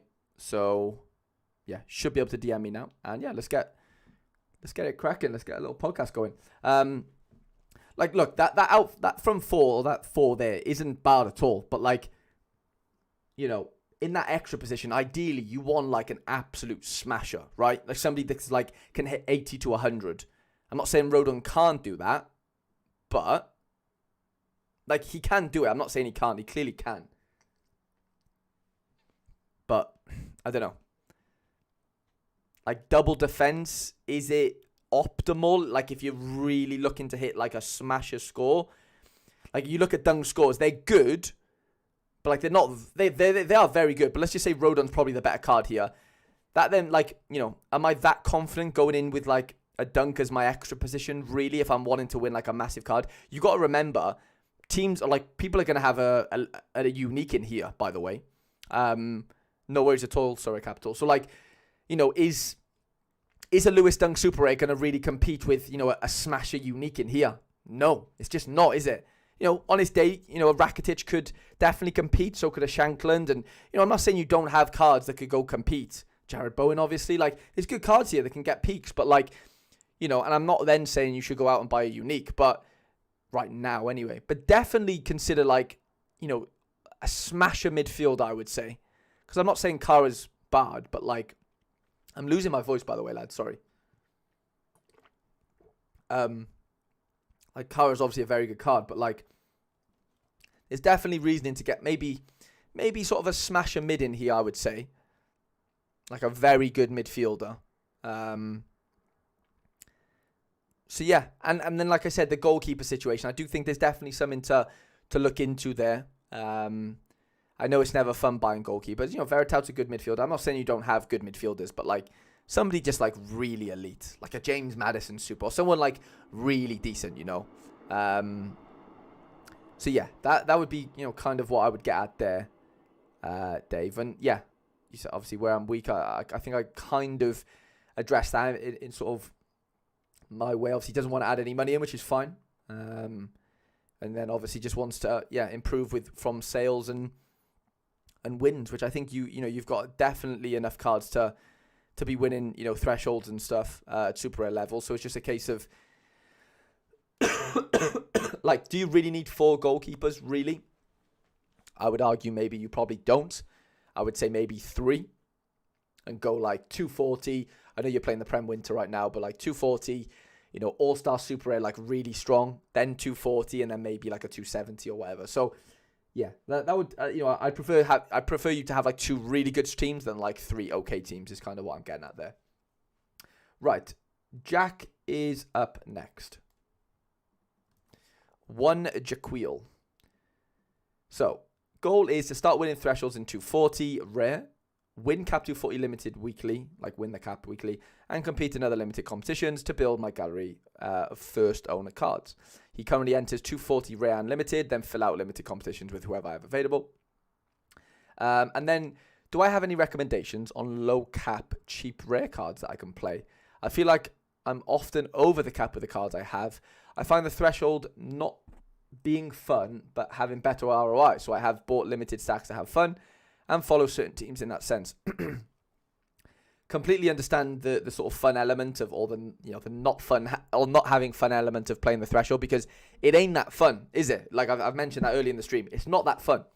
It's actually like quite annoying because like, obviously it's nice when you hit it, but you know what I'm saying. So like, yeah, I get it, and I understand why you've bought some limited collections, and obviously, yeah, I think you can have your fun with your limiteds, and then obviously, the ROI comes from, having that nice little rare collection that can help you, kick on and win the threshold. So I'm just gonna have a look at the rare card you have. Obviously, Sam Larsson. So a lot of Turkish boys, which I think is fun. Just looking, do we have a goalkeeper in here? So I guess, oh yeah, we do have a goalkeeper. To be fair, yeah, we do. Sorry, I didn't see him then, but decent goalkeeper for sure. Very, very decent. Got Big Kaz in there, okay. Jan Gobo, some decent cards for sure. Honestly, mate, like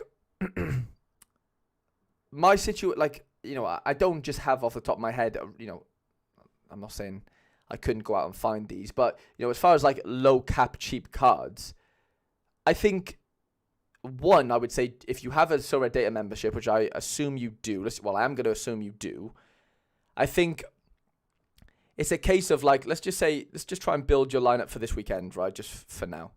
So we'll lineup builder 240. So we'll go this guy. It might work out that it all fits, but let's just say it doesn't. So like, this guy seems quite weak. Let's just have a look. He's okay. If he starts, he actually seems decent. And to be fair, he has a double game week, so that could be fun. So like here, obviously you're missing a forward, right? It looks like obviously Sam Larsson probably doesn't play. I know they got 2 matchups, but he might start one, to be fair. But let's just say he doesn't. And then Viral, if he starts, doesn't really, he plays and then like he doesn't play and then he does play. So let's just have a look if he's going to start. And then this will come full circle in a minute. I'm just looking how many more we got to do. So we've got die, we've got 1, 2, 3, 4, 5, 6, 7, 8, 9, 10, 11. Got 11 more galleries to review after this, so that'll be fun. I was just going to have a look at I am losing my voice, by the way, which is not ideal. Is it? I was just going to have a look at if that defender that you've got is going to play. Savio on a 75.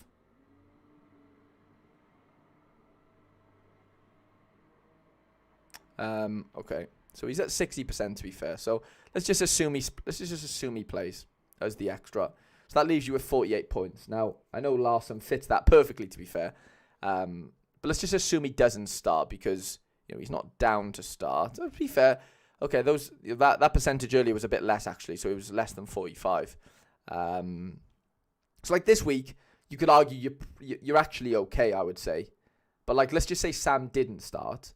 Then what I would be doing is I would be definitely using Sorare Data to your advantage in the pick scores. Like the pick score thing is like invaluable. I think if you're not using that correctly, or if you're not using it at all, then you're kind of doing it wrong for me. Pick scores 240 rare, and then it's a case of looking at what you've got. Obviously, you probably do this. Like I'm not trying to teach you things that you already know, but like this is for me like when you're asking for like low cap players, like. You've already got like a sort of a team in that sense, as far as like not guaranteed starters, but most of these should play and whatever, all home fixtures. So like this looks like a very good chance of getting a threshold this weekend. And you could argue Sam Larsson's the weakling, so it's a case of okay, well who can I get as my forward? And then it's just a case of looking down the list and being like, well I don't want to spend too much because otherwise I'm defeating the object of winning the threshold. But like there's definitely players in here around like the £40 mark, I would say. I know this is a weird game week in that sense. Like it might not be worth buying one maybe for this game week because like it is a very low game week as far as how many players are playing. But like I'm just having a little look, seeing if there's anyone here that sort of stands out that we could cop. Like this guy here, right? I'm just going to have a little butchers at him. Seems to play every game. Okay, plays for Pendixport, but like he's able to hit good AA scores even as a forward. I'm assuming his card's a forward card. But like things like that, like paying 30 quid for cards like that, the fit, and you kind of know, more times than not are going to play. Similar to like this Malos Moreno card who's been mentioned a few times already. I know they play Gala, so it's not a great matchup, I'll be honest. But like, it's just a case of like just scouting out players down here and just being like, okay, is he at a reasonable price for me to pick up and keep him in the gallery? Will he win me a couple? Will he help me along the way of winning a couple of thresholds? Like, that's kind of, what about this guy here, Kessa? He's 30 quid. Lovely L15. Okay, he's been sub a couple of games, which doesn't look great, but played 45, so that doesn't, yeah. So that is somewhat, like, that's kind of a graph I'd probably want to avoid there, in a sense. Everyone I click isn't going to be, a good one. Like, we're going to fall into some duds. But, like, it's just a case of, I would play it, by game week sometimes. And kind of, use this pick score thing to your advantage, because there is some bargains to be had a lot of the time. With picks, with the L15s being lower sometimes. And yeah, I mean, the other way to scout things then, if you don't want to do it that way for like game week by game week, and you just want to do it like more longer term, I would be using this tool here, so we're going to sort by L5. How are we going to do this? We're going to sort by L15. I would do something like bring the L15 down to like 45, let's say. Could do 50, but let's just say 45. We're going to sort by the L5, if that makes sense. So it's only going to show us cards with an L15 or 45, but it's going to show us, the highest L5 cards at the top.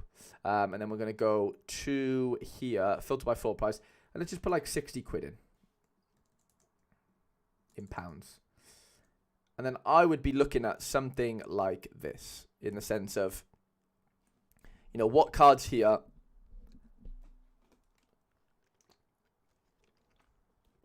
and also, sorry, I did want to put starter in because we obviously want stars. So yeah, and let's just say we won a couple of different leagues. Like, let's just do Challenger, Second Div. Let's just do that for now.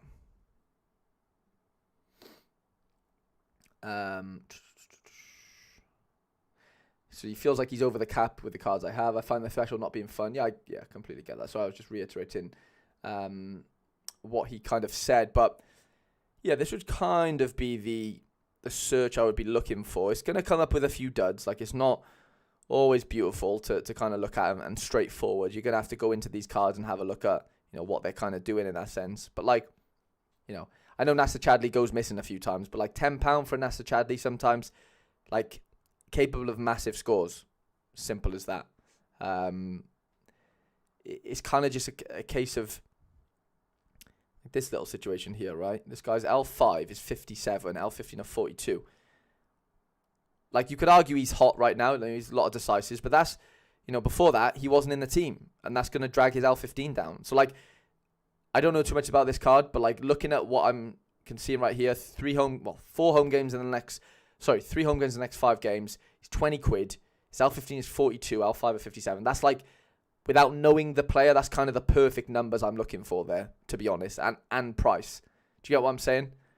That's kind of what I like looking at there. What about Tufan? Plays for Hull.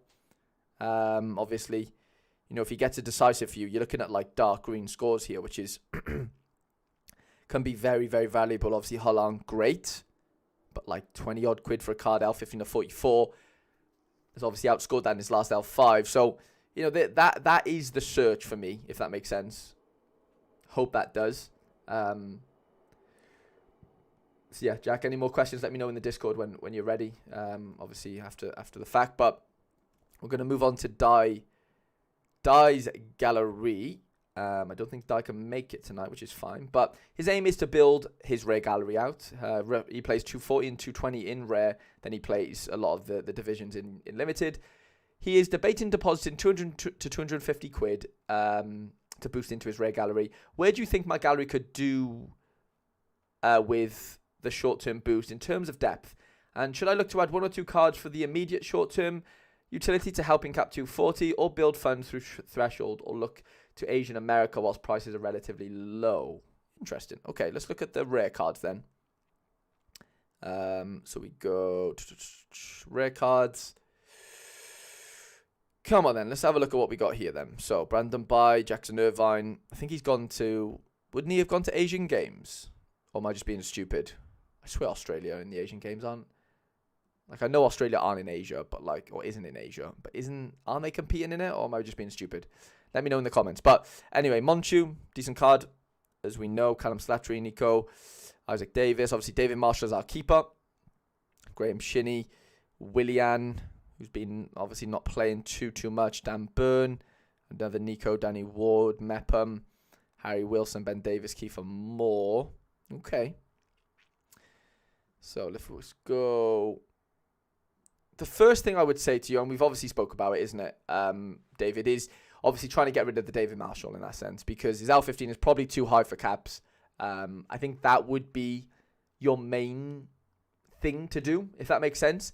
Then obviously, coming into another goalkeeper is then the next, priority. So obviously, if you can sell a Marshall, let's say, I know what's he last sell for? 150. Let's say you sell him for 160 quid.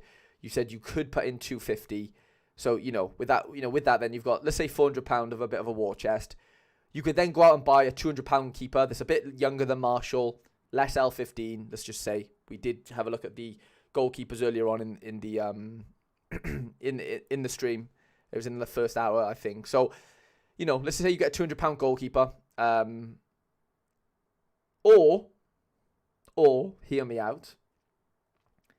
Is it a case of potentially, with that £400, let's say, with the Marshall funds plus what you could put in, is it a case of building out a summer team in that sense? Like from February onwards, do you go out and buy an MLS contingency, MLS keeper, obviously, and then obviously cap 240, outfielders around them? Is that something that could work? I guess it could. Like, that could be interesting. Obviously, you wouldn't be hitting thresholds, up until Feb, until the MLS starts, which is the end of Feb. So you would have to sacrifice a little bit there. But could be an interesting thought process for sure. I wouldn't disregard it. Or the next situation is sell Marshall, getting a 200 quid European keeper. You then have 200 quid spare, obviously from the 400. Is it a case then of building out, slowly, gradually building some MLS rare cards, but then you're kind of hoping that you're winning thresholds in the immediate to eventually play for a goalkeeper. So there's definitely risk in that. Like, that's not as straightforward. I think first and foremost, you do have to get rid of the Marshall, I would say, and concentrate on like a lower L15 keeper. I think we kind of know that. Asian Cup isn't covered. Of course it isn't. DD says Australia have India, Syria, Uzbekistan in their Asia Cup group. Okay, so I am not going crazy. Thank you, DD. I definitely think selling the Marshall is definitely the first thing you should do, and then the next thing you should do then is to look at obviously a new goalkeeper. Like I said, it depends on your appetite for MLS. If you want to go all out and buy an MLS contingency, I'm not here to say you shouldn't. Like, I'm really not. You definitely have enough sort of rare depth, I would say, to play and get another European goalie in and definitely compete for the Threshy. Monchu, I'm just looking at, is there a case to say you're probably missing a nice little forward, I would say? There's definitely obviously Willian was helping you for a while, but obviously I don't know if he's going to be back into that. Is he start? I don't think he is starting for Fulham. Am I being stupid? Yeah, okay, he is back. Sorry, he did miss a few games, but he is back. So, okay, maybe you don't really... I mean, his L15 is pretty high, to be fair, so you could probably get away with maybe selling a Willian and getting somebody just a little bit lower. It all depends on that game week, obviously. Using the pick scores is always very helpful in that sense. But yeah, I think, the Marshall thing is the most interesting thing for sure. So definitely try and get that done first, and then we can work with the war chest, if that makes sense, of what's to come after that. So yeah, hope that helps, Dave. And obviously, any more questions, let me know in the chat, of course. Excuse me. Shamrock AFC is up next. I know you've been in for a while, mate, tonight, so really appreciate you. Really appreciate you being here for sure. So you want to build a strong limited gallery while eventually transitioning to Cap 240 rare. Premier League, well, right now you're playing the Premier League Winter Special or the Premier League Specialist, depends. Premier League Kickoff and Bundesliga Kickoff. You currently have about £100 or $100 available to spend. I'm not really sure in what direction to go. I'm from the US, so I follow the MLS pretty frequently, but I do definitely enjoy the European leagues the most, specifically the Prem and the Bundesliga. I'm not really sure what competitions I should aim to go for, so any advice on that and any recommended players to buy would be greatly appreciated. Okay, £100 to spend then. just having a look at the cards you've got so far first, and then we can work around that. Where to in America are you from, AG? If that's too intrusive of a question, I completely understand, and you don't have to tell me, but just obviously, quite interested in that sense. I spent a bit of time in the US myself and looking to hopefully move out there actually this year, to be fair. Okay, so this is what we've got so far then. We've got the West Ham boys, we've got Big Matt Tummels, Royce Neto. So yeah, you're basically playing Prem Winter right now, aren't you? Julian Bass is in there as well. Really nice card. Love to see that. Alfie Doherty, somebody I really like actually. I'm gutted I didn't buy my Alfie Doherty when I could have. Sorry, Savio's not stinking up the place, but I'm currently 19th in 240. But yeah, so you've got $100 to spend. What do you do? Daniel says currently guessing Boston. Sorry, he's a Revs fan and has Shamrock in his name. Fair enough. That makes sense. Okay, $100. What do we do? Gallery's worth $100 already. What do we do? I think the cheapest way, not the cheapest way, but like as far as ROI, I know you obviously want to have fun as well, but the first thing that comes to mind is, you should probably go out and play Cap 240 Limited, I would say. I know it's not the most fun competition to play, but ultimately those £5 thresholds add up, and they do help you, move into other things. You can use that threshold money to buy other cards, obviously, right? So I do think a portion of that £100 should probably be spent on potentially a Cap 240 team. Now, you've already got cards in here that could, work towards that. Julian Bass, like I'm seeing some cards that, could use. I'm not saying you don't have any cards. You only obviously got one goalkeeper, so that's, if you're playing the Prem Winter Special, you're playing a Premier League competition, you are going to need another goalkeeper from somewhere, obviously. So maybe, buying, maybe spending, I don't know exactly how much this is going to cost, but let's say a Cap 240 limited collection or, cards. I'd say you wouldn't have to spend no more than £30-40. Let's just call it $50. I think you could buy a nice contingency, a nice goalkeeper for maybe $20. Maybe even less, probably even $15 to be honest. Maybe even $10 to be completely honest. Like, yeah, I was luckily one of my good friends, Sam Tai, donated a couple of cards to the Road to Glory series that I do, and he donated a Paul Bernardoni. Where are they to? Paul Bernardoni and Luca Zidane, like starting goalkeepers. Obviously in Europe, 12 quid. And I think Bernardoni's like 10 quid. So like you can definitely get cards for cheap at Limited, obviously. That can obviously help you, go out and win some thresholds. Because I think that is, like if you're playing Limited and you're not playing the threshold right now, I think it's a little bit, not stupid, because there's a lot of fun to be had outside of it. But I do think it's kind of essential to be doing. I do. It's as simple as that. I definitely think that is something that you need to work towards, i.e., go out and buy another goalkeeper. Maybe Bundesliga if you fancy it. Obviously, Prem are going to have higher prices. I wouldn't go out and buy Premier League cards for 240. I just don't think you need to do that. Or go out and start buying an MLS 240 lineup potentially. That wouldn't cost an incredible amount of money. Maybe go out and get a collection of some sort. If you're obviously a Revs fan, then go out maybe and buy a Rev collection. I know Carlos here probably won't fit in the 240 cap a lot of the time with the rest of the boys, but I would definitely go out and do things that you want to enjoy with that £100, if that makes sense. Like, don't think it all has to be ROI, based, but I do think there's definitely room for you to go out and buy some 240 cards, and then if you want to transition into MLS as well, and buy the team you support or whatever, or buy a collection of the team you support, I think I wouldn't be against that either. Maybe 50-50, like £50 or $50 into the 240, maybe immediately, like European wise until the MLS starts, and then buy an MLS collection, or a part MLS collection as well to go and do that. You don't have to play in 240. You obviously can play in Champion America Limited. It's kind of how I would probably do it. Now I know I haven't given you specifics as far as like players go there, but we'll be doing an MLS scouting session this week, so we can definitely get into some cards, in that sense there. We don't necessarily have to do it right now.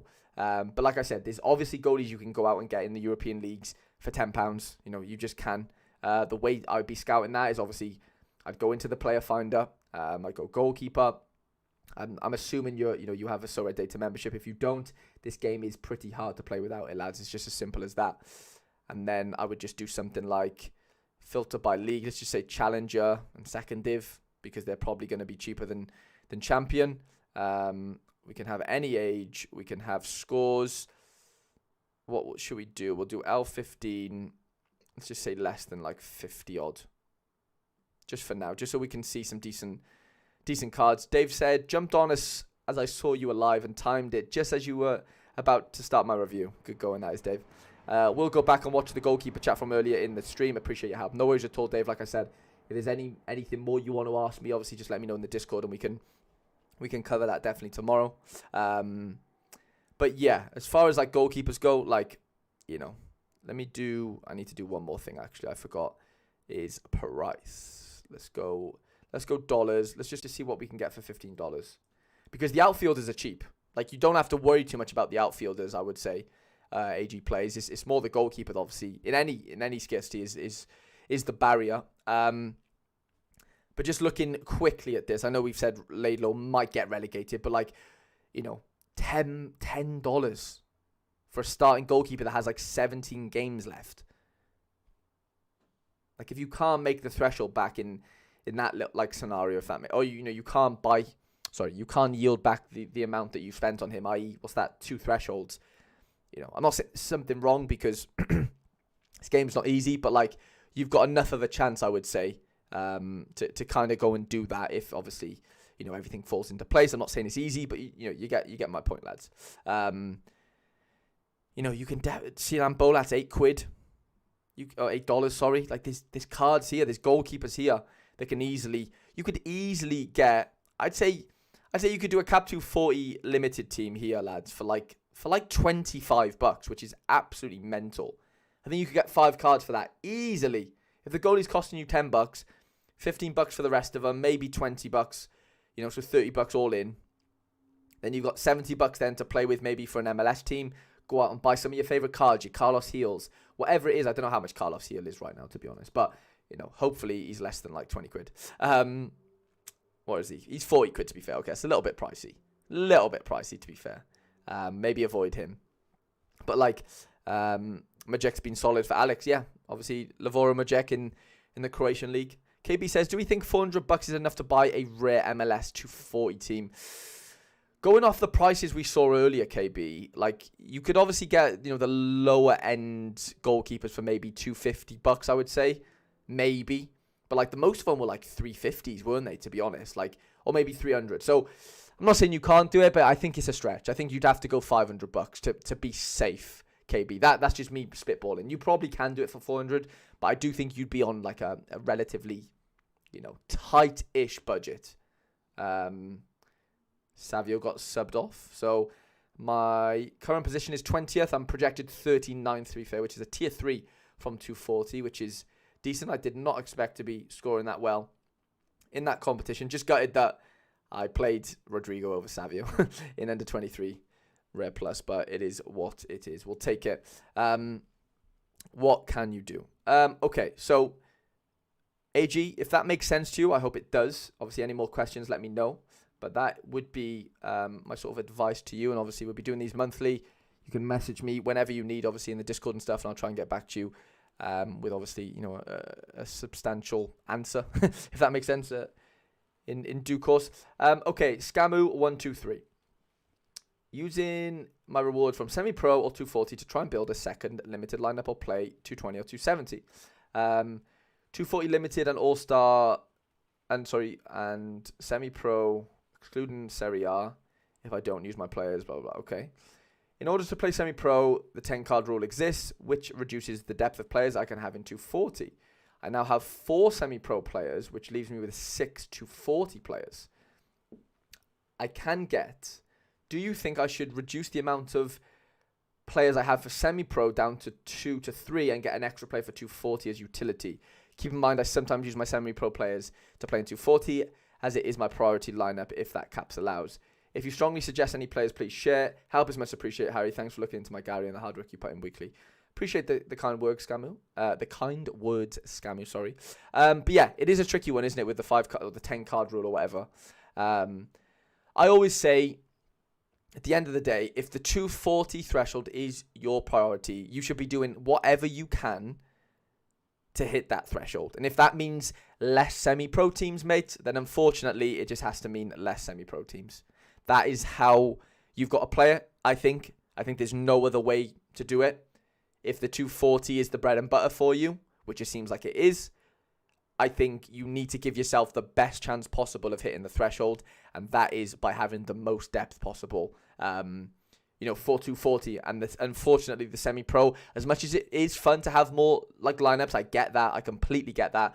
But what I always think of, lads, is like, I got to a stage where like I had like 6 lineups going out once, like a couple of years ago, and it was 6 like they were just 6 okay lineups, right? None of them would really win. So then I thought, well, surely I should just have like 3 good lineups. And I know that's obvious, but it's easier said than done condensing. And then, long and behold, I was, winning a little bit more by doing that, right? So in this scenario, it's probably a case of you play 240, obviously, and then you've got your semi-pros. But it feels like to me that you obviously want as many semi-pros as possible. Now, unfortunately,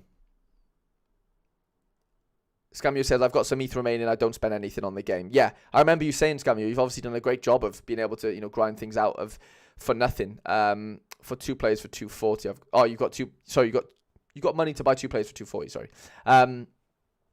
So yeah, for me, mate, I really think that like you've got to, I think like, okay, so what I was getting at was with the sort of 6 teams into 3 in my example. At the end of the day, you want to come on Tuesday night or whatever, and you want to open the $5 threshold, and as simple as that. Yeah, it's fun winning cards, but right now, if 240 is your bread and butter, mate, you need to do whatever you can to make that happen. And if that means 0 semi-pro teams, mate, I know that that's a bit of extreme, but you get what I'm saying. If it means that, then unfortunately you just have to do it. That's kind of the brutality of it, mate. That's honestly how I see the situation like planning out for you. You need to be able to be hitting that threshold. If you're not willing to put any money into the game, you need to do whatever you can to hit that threshold. Like, it's as simple as that. Like, I can't make it any clearer for you, and I know you probably understand that. So yeah, that would kindly be my my advice to you. And then obviously, with 240 players, mate, it obviously all depends week on week. Like, we've already done it, many a time. I'm going to assume that you don't have the Sorare Data membership, which is obviously not ideal, but on the budget you're playing, it's probably not. Well, it's not worth it for you for sure. I think it has to be a case of using Sorare to the best of his sort of abilities as far as scouting goes. So for me, it would look something like this. It would be team plays in the next game week. It would be average score.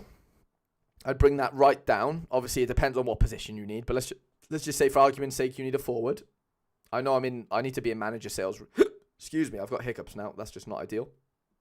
But you get what I'm saying, right? We'll go forward, average score, L15 down to like 45. Let's just say you needed an L45 striker for that game week.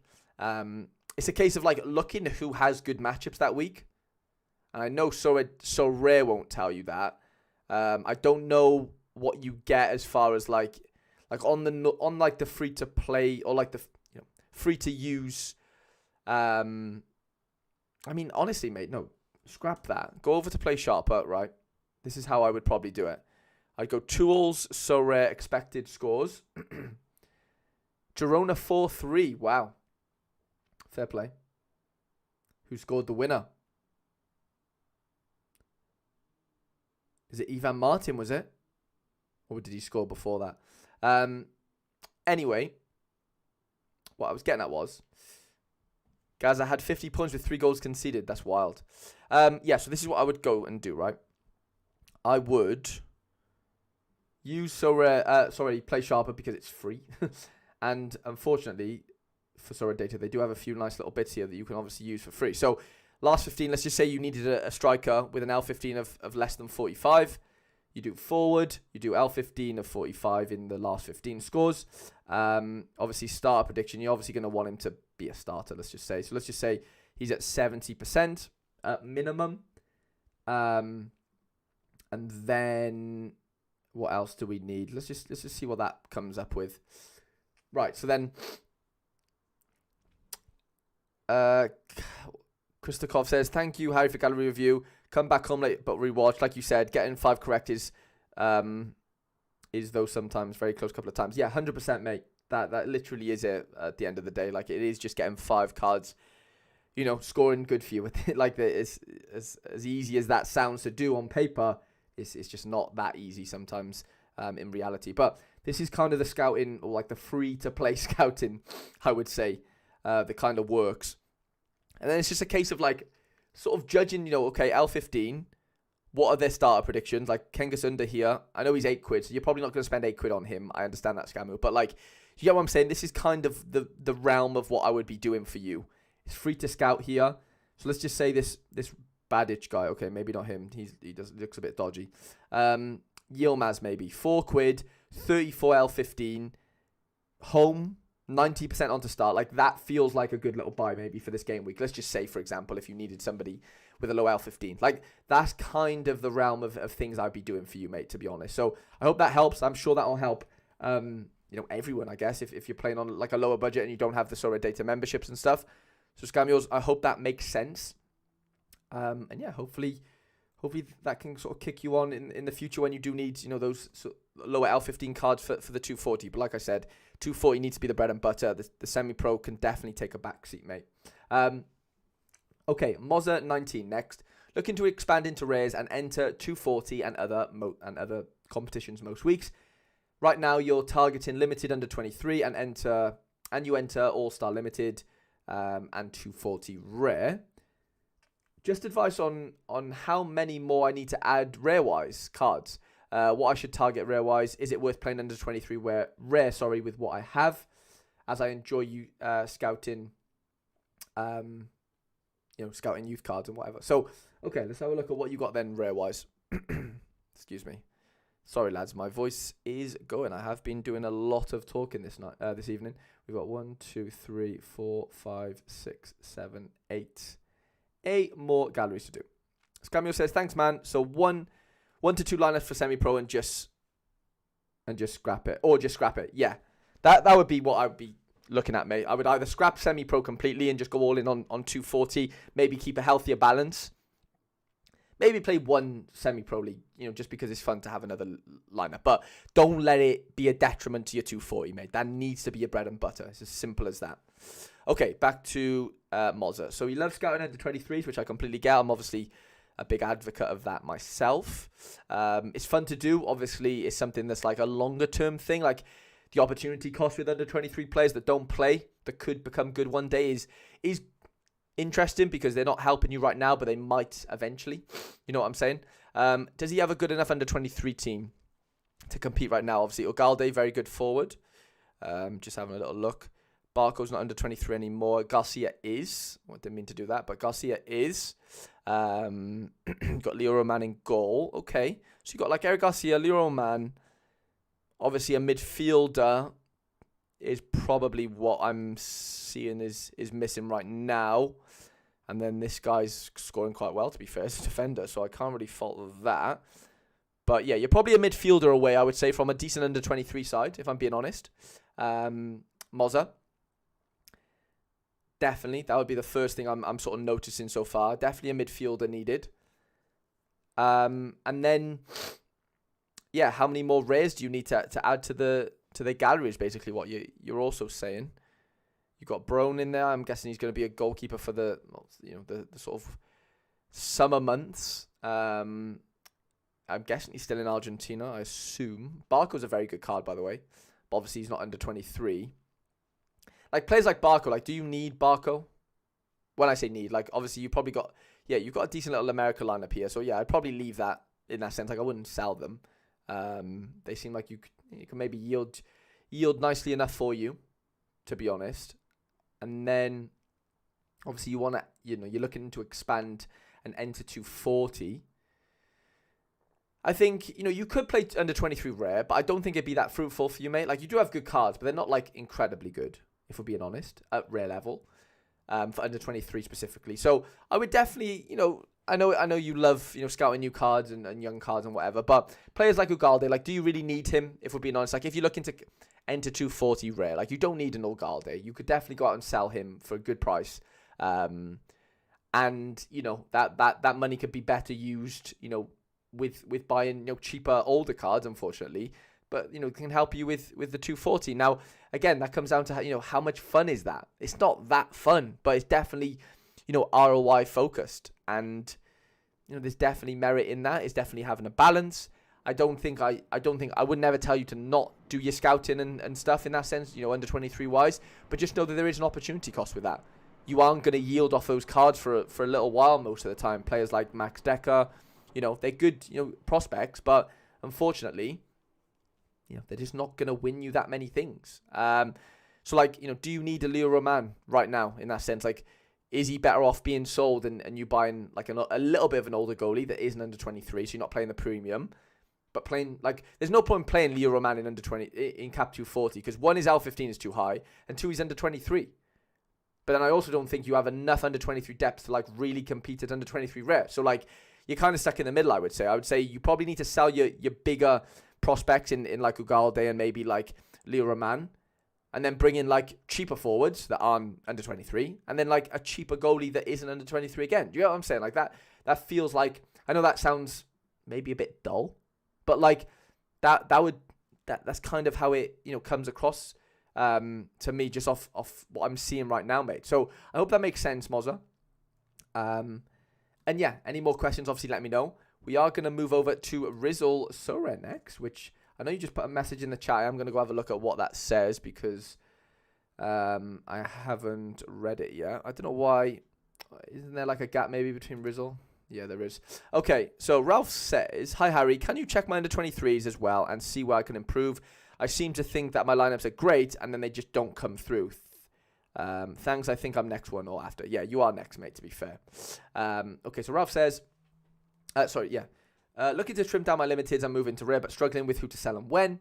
Focus on under 23 for the most part, but I seem to be pretty random with pickups and stuff like that, as we all are, mate. Don't worry about that. We all are prone to picking up the random cards from time to time.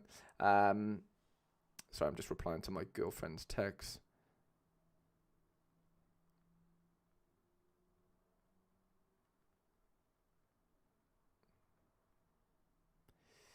Sorry, lads.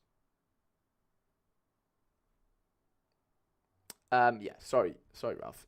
So you're focusing on under 23 for the most part, but I seem to be random with the pickups. Yeah, I'd like some help, if possible, on what to do and what you think. What do I think is a good time to sell, or should you go hard in the Americas for next season? And then obviously you on the under 23 help as well, which of course we can do. So let me look at your under 23s first. So we'll go under 23 eligible.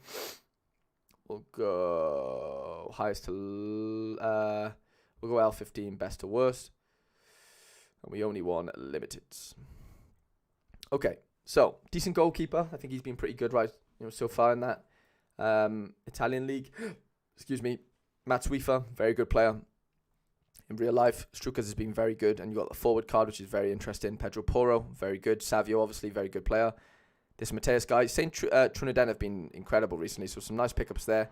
Madsen, I love, obviously. Sugawara's got off the boil recently, but still a very good player. Obviously, Simons, Dest, Openda, Leo Roman, Teke Kubo, Kvashvia. Like, I'll be honest, mate. Like, someone like Kvashvia, I'd be selling him personally. Like, he's a card there. He's like 50 quid. He'd be gone for me. Like, he's just not on it right now, if that makes sense. Like, as far as like winning cards and being good at SO5, I just don't think he comes into the question. If I'm being completely honest with you, that's just one that like sticks out as a bit of a sore thumb in that sense. Like, good player, like obviously he's class, but I just think that 50 quid could probably be better spent. Really, he's just not on it right now. It's just as simple as that. I mean, yeah, you don't really need another goalkeeper, I would say. I think goalkeepers are fine. Forwards, Savio, Strukas, Openda. You've got 3 good forwards there. I can't really argue with them. Even like your mid. I mean, mate, honestly, like you do have good cards. Like you do. Really good cards. Sometimes you just got to let football be football, and you just need five good matchups, 5 good players in one lineup. As easy as that is, sometimes it just comes down to that. Like, it's just getting it right sometimes. I think Kvashvili, you've obviously got Teke Kubo as well, who I really rate. Like, I'd be getting rid of Kvashvili here personally. I just don't think you probably need him here. So yeah, that would be my sort of, like, obviously he's just one. I'm not saying there's not others to sell, but like, he's definitely one that sticks out as far as like price goes. You don't really need to be exhausting 50 quid into a Kvashvili, who I just don't think he's going to help you that much recently. You've got Openda, you've got some Teke Kubo. You just got too many forwards that I think would be ahead of him personally. Just don't see the point. Lewis, what's going on, mate? Thank you for joining us. Mason Greenwood's even been really good. Like, got good cards, mate. I can't really knock it. Like, you've got a good contingency. Got to be patient, and your luck's got to be in basically with under 23s a lot of the time. I think you've got the players to do that. It's just getting it right, obviously, in that sense. And yeah, obviously you're saying, should you go hard into the Americas? I mean, maybe. Like, let's see what else you've got. You've obviously got Luciano Acosta. Got some wicked cards. Madison.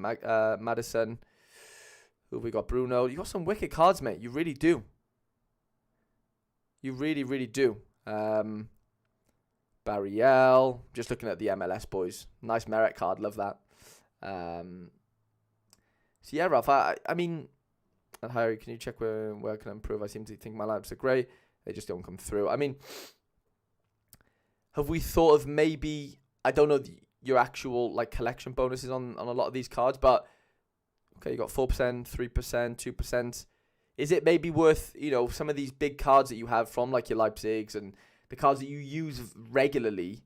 Is it maybe worth like, just getting a few more collection points on them? Because, at limited level, it is really hard to, he got injured the next game. That's fucking so annoying, by the way. Blasphemy against Cravadonna won't be tolerated, Harry. Mate, no, he's an unbelievable player, like in real life and stuff. He hasn't been as good as last year, and I don't think anyone can, debate that. But like, I just don't think you need a £50 card in him in the gallery. I just don't think it's optimal, personally, for how he's scoring. He's just not worthy of that, I don't think. So yeah, sorry, I'm going to sneeze. Okay, I'm back. So yeah, sorry, Daniel. I know you're obviously a big Cravadonna fan, as am I. But like, I just don't think it makes that makes sense. Red or Dead said, hit that like button, people. Red or Dead, I really appreciate you. Thank you, mate. So yeah, Ralph said obviously got merit, then got injured. That's fucking so unlucky, mate. I'm sorry to hear that. The Cincinnati collection's really interesting. I love to see that you've got a full Cincy collection. I think they'll be great again. Miles Robinson has just joined today, so I think you should definitely get a Miles Robinson in there. Obviously, doesn't help a collection bonus, but definitely should help. Alex Kums says in real life. Yeah, and that's the thing. Like, unfortunately, being in real life good just doesn't matter. Like, we're playing a game that, there needs to be, numbers on screens. That's just the brutality of it. And like, I just don't think you need someone like Cravadonna in this gallery. It's just as simple as that. So yeah, I don't think you need to do too much, mate, to be honest, as far as MLS goes. Like, I think you've got a good collection there with the Cincy boys. Facundo Torres, you've got some good players outside of that. I don't think you need to do much else. I wouldn't anyway. I don't think you really need to. Obviously, you do want to transition into rare, and I get that. So it could be a case of, selling your Cravadonna, selling a couple of these cards that just don't get into your lineups every week, but are quite expensive. And then it's a case of, okay, I got a war chest of a couple £100 now. Do I go out and buy, a couple of MLS rares? That's kind of how I feel like you should probably do it. Like, if you've got loads of cards you're just not playing most game weeks, I know there's matchups and you need depth, whatever. It's a fine balance, but that Cravadonna definitely sticks out like a sore thumb for me. And there's definitely other examples, maybe not as expensive, but definitely other players to try and get rid of, basically. Ralph said, thanks, really appreciate it, Daniel. It's painful, isn't it? I really appreciate. I'm just glad that makes sense to you, Ralph. And yeah, hopefully I can see you kick on in the next couple of months now with the gallery and stuff. My voice is fucking killing me, by the way, lads. Genuinely now. But I'm not giving up. We're still troopering on. Okay. Band J 1609. but his name's Brad. So, Brad, what's going on, mate? So, this is Brad's gallery. Looking to get some more quality in rares and looking forward into moving into super rare or kickoff super rare. Right now, he plays Challenge Europe or All-Star Rare and Cap 240 Rare. Question is, what's your opinion of my gallery? And if you had my gallery, what would your strategy be going forward? Keep up the good work. Thank you, mate. I really appreciate that. Okay, let's just have a look at what we got going on then, L15-wise. And we'll take it from there. So, we need to get rid of those. Let's just go from rare and super rare. Okay. Big Yari Vasharan. Love to see that, mate, as a start. Cameron Carter-Vickers, very unfortunate that he's injured right now, I believe. Tadic, obviously, a very big card. Karila, sorry, is a very good card as well. Gertruda, very good.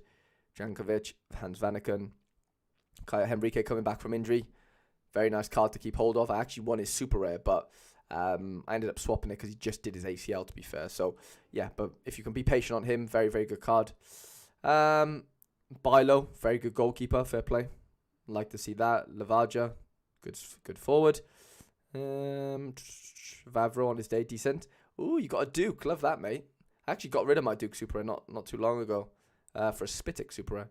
Gilberto, Kyogo, obviously quite unfortunate with his sort of form. Obviously, Lossell. Okay, so what am I looking at here then? I mean, let me just do lineup builder. I'm just going to go into like All-Star Rare, and I'm just going to pretend like what is your best lineup most of the time. Obviously, Bilo. Obviously, Gertruda. In midfield, obviously, it's going to depend on, what their, what the matchups are. But obviously, Yari's obviously a very good card. But let's just put Jankovic in there for now. Maybe Jankovic, Florentine, Vanaken, all very good. Don't get me wrong. Tadic is the forward, obviously. And then there's the extra player. Obviously, Carter Vickers if he was fit. Yari. Yeah, fair. Vanaken. Okay. Excuse me, okay. Like, that is the team, isn't it? Basically. Like, something like that. Or Tadic captain. Finn says, got a cheeky Solka super rare mate in the summer. When Miovski moves, he will replace him. Real player there. I'll have a little look at Solka. I don't really know too much about him, but I love Miovski. I think he's a really good player. Lewis says, do you have any tips for an MLS defender since Wagner and Palacios both leave? MLS defender. Miles Robinson just moved to Cincinnati today. I think that could be an interesting one to look into. I think he'll play all the time for Cincinnati, and Cincinnati obviously are a good team. So that could be an interesting one to look into there, Lewis. As a little tip. But, okay, so like, your name's not Ben, is it? Sorry, it's Brad. Sorry, Brad. Obviously, Challenger. Like, this team fits in Challenger as well, to be fair, doesn't it? So, like, how good is this team as a Challenger team? It's pretty good. Like, it's not incredible, but it is good. I'd say very good on its day. Like, I'm not saying there's no reason why you're not winning rewards, but like, do you know what I'm saying? Like, it is a good team. Like, it is. Is it missing like a Slamansky maybe to go with Tadic potentially? Something like that. Like, Vanaken is good, but like, he hasn't been that good this year. Like, there's definitely improvements you could probably make. Like, he's been good, don't get me wrong. There's some lovely AA scores with him, but his decisives just haven't been there recently as much as you'd like him to. So I think that's definitely something to look into. But yeah, like, as far as strategy goes, like, your team, like, this is like an all-star rare / challenger rare capable team. Like, it could go out and score 400 plus and get a very nice reward. Well, I say very nice, a reward, because rewards right now obviously are diabolical. So yeah, you're either playing Challenger or All-Star and then Cap, sorry. So you're basically playing two lineups effectively, right? Which makes sense. And yeah, you're obviously looking, as far as like what you're looking to do, let me have a look at the super rares you've got a minute, because obviously you got Duke, and then you've got this guy who you spent quite a bit of money on, to be fair. Can score pretty well. Obviously Peruvian league, so I don't know how that matches up too well with obviously European cards, but like, yeah, it is interesting. Obviously kickoff super rare, like, I'm not saying you shouldn't play it, but like, I don't know how. I don't know. I don't really play it. Well, I don't play it myself. I can't play it, but like, I don't know if that's the step, if that makes sense. I think maybe like Challenger Rare Plus potentially. Like, I know you've got a Duke. I know he's in and out, so like you can't really trust him yet. Like you are super. Like you're nowhere near being able to compete in like a Challenger Rare Plus right now. It's as simple as that. That's just the brutality of it. I'm not saying Duke isn't a good player or whatever, but there is limitations to what he can do as a card. So Red Dead said, "Am I too late for gallery review?"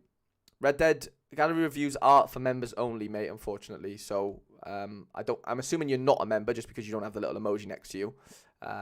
So yeah, you're not too late if you want to become a member tonight. You could definitely get a gallery. You could definitely get a gallery review. But yeah, it is for members only. Sorry.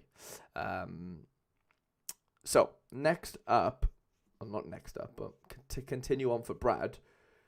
Like, I think it's a decent gallery. Like, you've got a couple of longer term prospects as far as like. Not longer term, but like Kyle Henrique, you've got some good cards coming back fit eventually. You are, are we missing maybe Lavage's decent forward? Like, you do have good challenger forwards. Like, you do. They're decent enough. Kyogo obviously is the disappointment in that sense. Like, he could be used in cat mode right now quite comfortably. I love how you have Jay Bothroyd, by the way. I was a Cardiff fan as a kid, so yeah, I watched a lot of Jay Boothroyd growing up. Obviously Carter Vickers is a big miss for you right now as far as depth goes.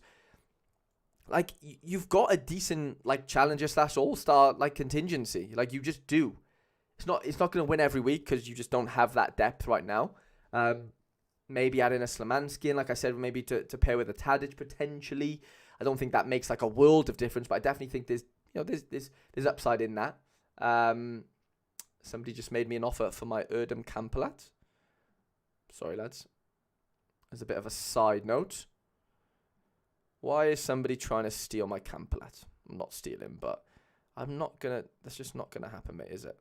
So yeah, like I think you have a decent, sort of gallery in that sense. Like, they could compete at a challenge and gas on given game weeks, when things are looking good for you. And it's a case of, playing 240 and managing to scrape thresholds where you can. Like, I wouldn't rush the super rare process. I know you have a Duke, and I get it. Like, I know it's all nice and everyone wants to move up and stuff, but like I've mentioned many a time in this gallery review, like, don't, you can't run before you can kind of walk, or crawl, whatever slower form of transportation or moving as a human can kind of do, like, just take your time with things. Establish yourself as a rare player, and it's like, that is kind of, what I would work towards. I'm not saying don't go and buy the odd super rare here and there, like you've obviously done, but like, concentrate on buying quality rares as well, mate. Like, genuinely, like, the amount of money that the Duke super rare is worth. Like, how much is Slamansky? I'm just giving you an example. Like, this is opportunity cost for you, right? In the sense of, like, what's Slamansky worth? Okay, to be fair, he's quite expensive, but I know the last 3 games haven't been great, but prior to that, like, it's always good for an assist. Like, players like this, I'm not saying you need them, but like, having a rare Slamansky right now in your gallery is way better than having a super rare Duke, I think, in the short term, as far as winning or trying to win rewards in All-Star Rare / Challenger Rare.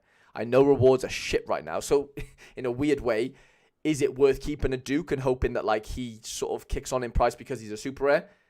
That is a play. Like, I'm not saying that doesn't make sense, because it kind of does, but do you get what I'm kind of getting at? There's definitely merit in both. But the fact that, like, I know you want to move up to super, and I get that. Everyone does. Or not everyone, but, people do. I do think, definitely bolster your rares first in that sense. Like, I do think that should be bread and butter for you. Excuse me. Right, BitHorse is up next. But obviously, if you've got any more questions, let me know, mate. But I hope that kind of gives you, just a rough guide of what I think of the gallery in that sense. Brad says, agree with Duke Harry. He has potential to be a quality player. Yeah, he's a decent player, mate. Like, he's decent. He can score goals. He's quick. He's physical. Finn says, as an Aberdeen fan, Duke could be a more than regular star in this new system that was played yesterday. More as a wide player, though. Class player, and will have a more majority More major, sorry, play next season for us. Yeah, makes sense. 100%. Okay, Bit Horse. He wants to win more rare rewards. And he plays Cap 240 Rare, All-Star Rare, and Rare Plus.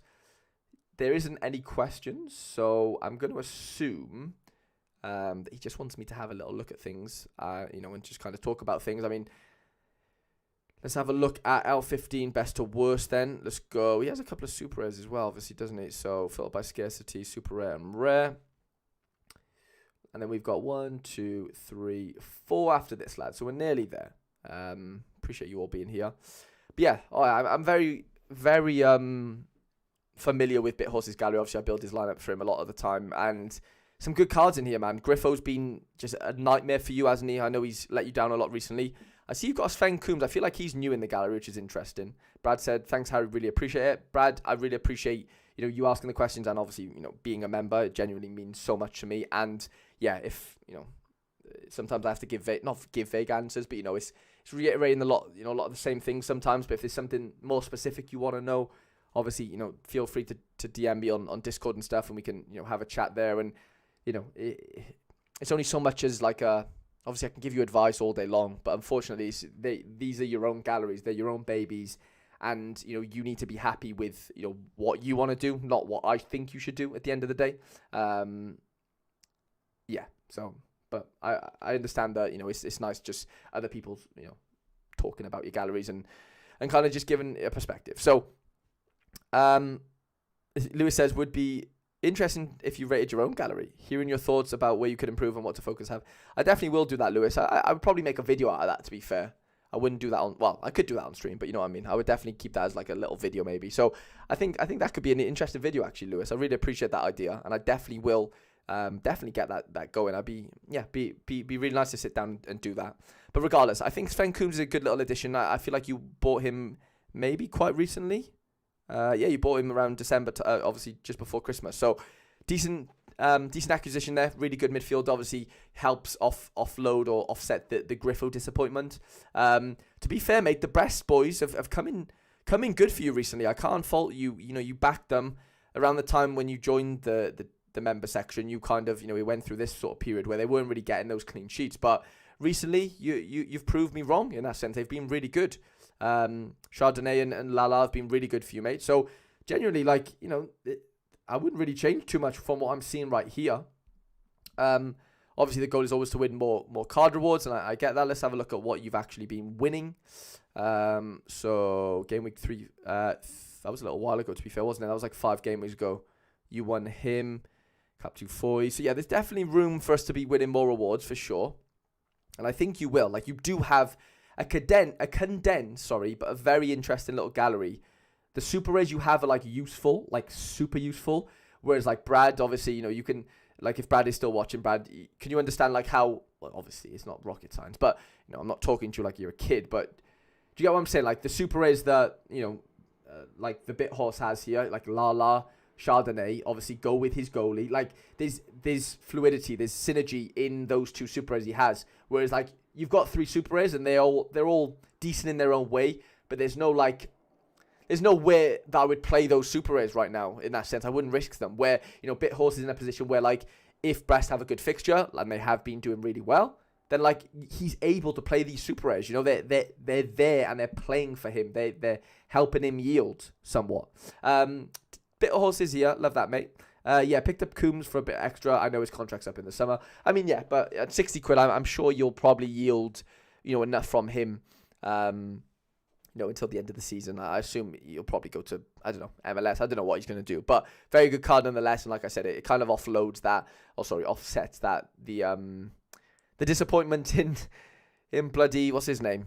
I can't even think of his name. Griffo, sorry. So, Goodmanson's been ridiculous, by the way. What a pickup that's been for you. Cranbrook has obviously been really good. L6, you've got, mate. If there's L5/L15s of 60 plus, I'm not saying there's no excuse to winning, but there's no excuse to not being able to put out a decent lineup at the end of the day. That's how you got to look at it. Palacios, you got some really good cards, mate. You just do. It's just getting the matchups right. Obviously, the Brest boys have been really good recently. Let's hope they can keep that up. And obviously, I see you picked up a Forsberg for super cheap. That is an absolutely excellent pickup there, mate. Tyler says, you think it's worth staying in rare with a couple teams versus one super rare team? That question's a bit vague, Tyler, in the sense, like, I don't know how good those rare teams are. So you'd have to tell me, like, are they good rare teams? Are they bad rare teams? If they're bad rare teams, then obviously I would tell you to play with the one super rare team if it's a 240 team. You know what I'm saying? BitHorse says, yeah, it's just picking the right selections. Exactly, mate. That's, kind of been the overarching sort of comment of the stream, I would say, mate. For a lot of players, it is just getting it right, man. It just is. Like, as horrible as that sounds and as easy as that sounds on paper, like we always say, it's not that easy in sort of real life. So anyway, Mohammed is up next, Blood Viper.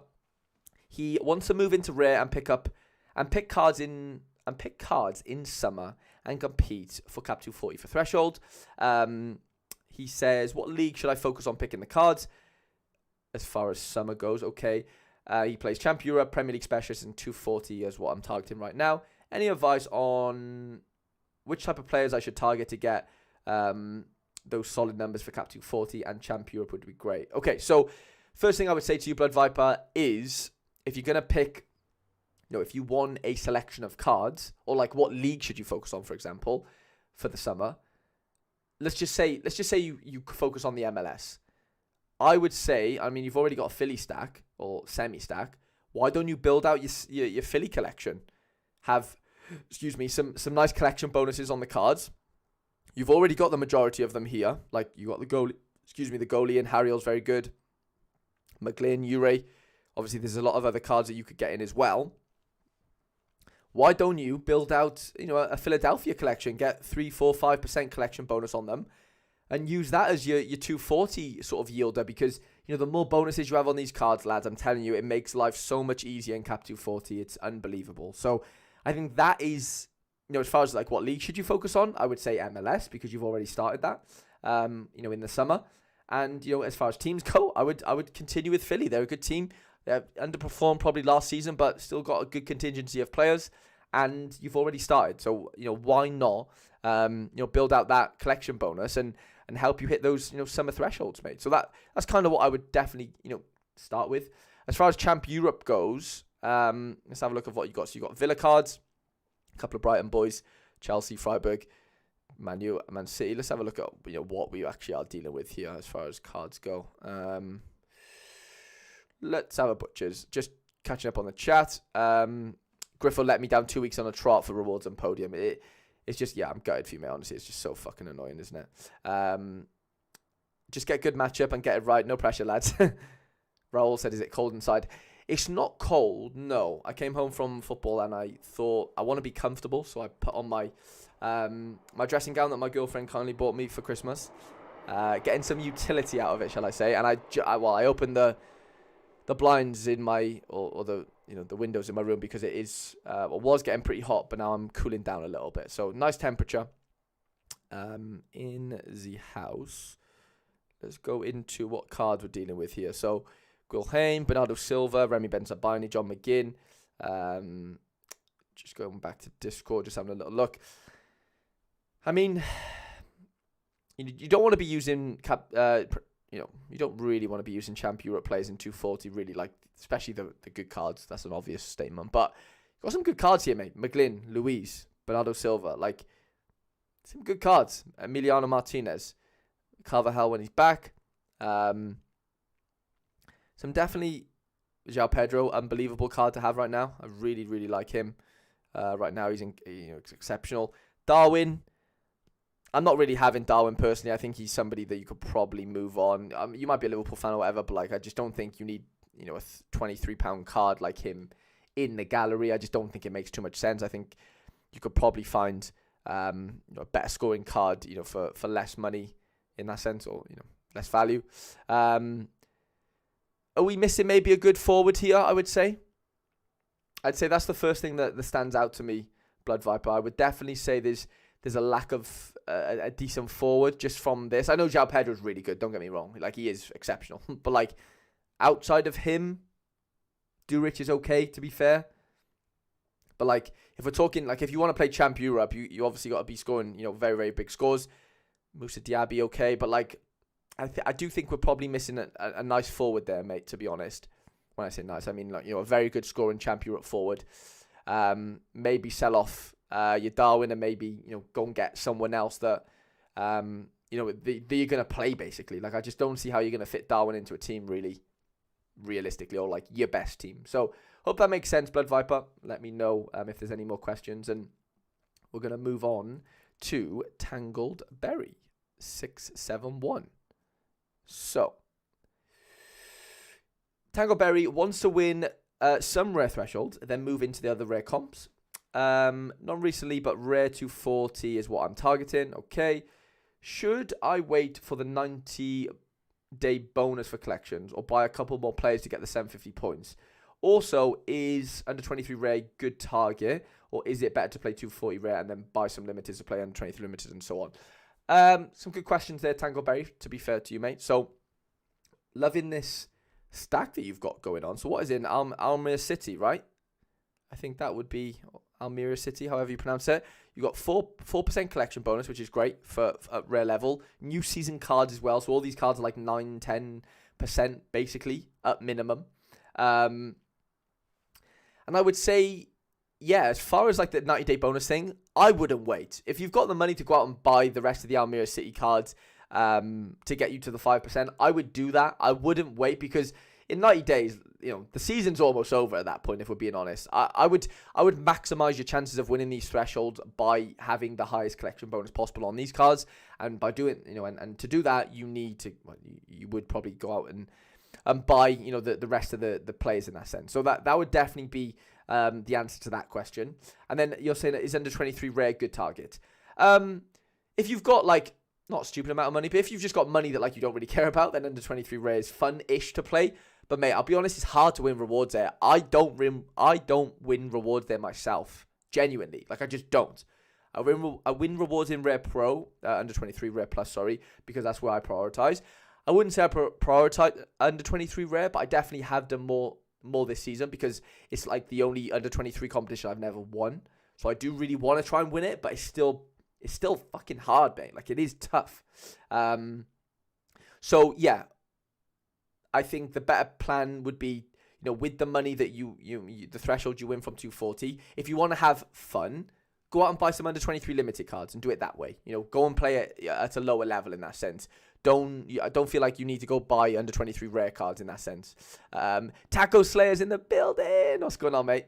I just want to say I love you as a human being. I was thinking about our little meetup in Gatlinburg. Why was I? Oh yeah, I spent time with one of my friends actually over New Year's, and he lived in Tennessee with me actually, and he told me he just graduated and he took his parents to Gatlinburg for the first time, and they did the wine tasting, or the moonshine tasting and stuff. I was just thinking about our time there, so that was fun. But yeah, lovely to see you in the chat, mate. And Benaya, what's going on, mate?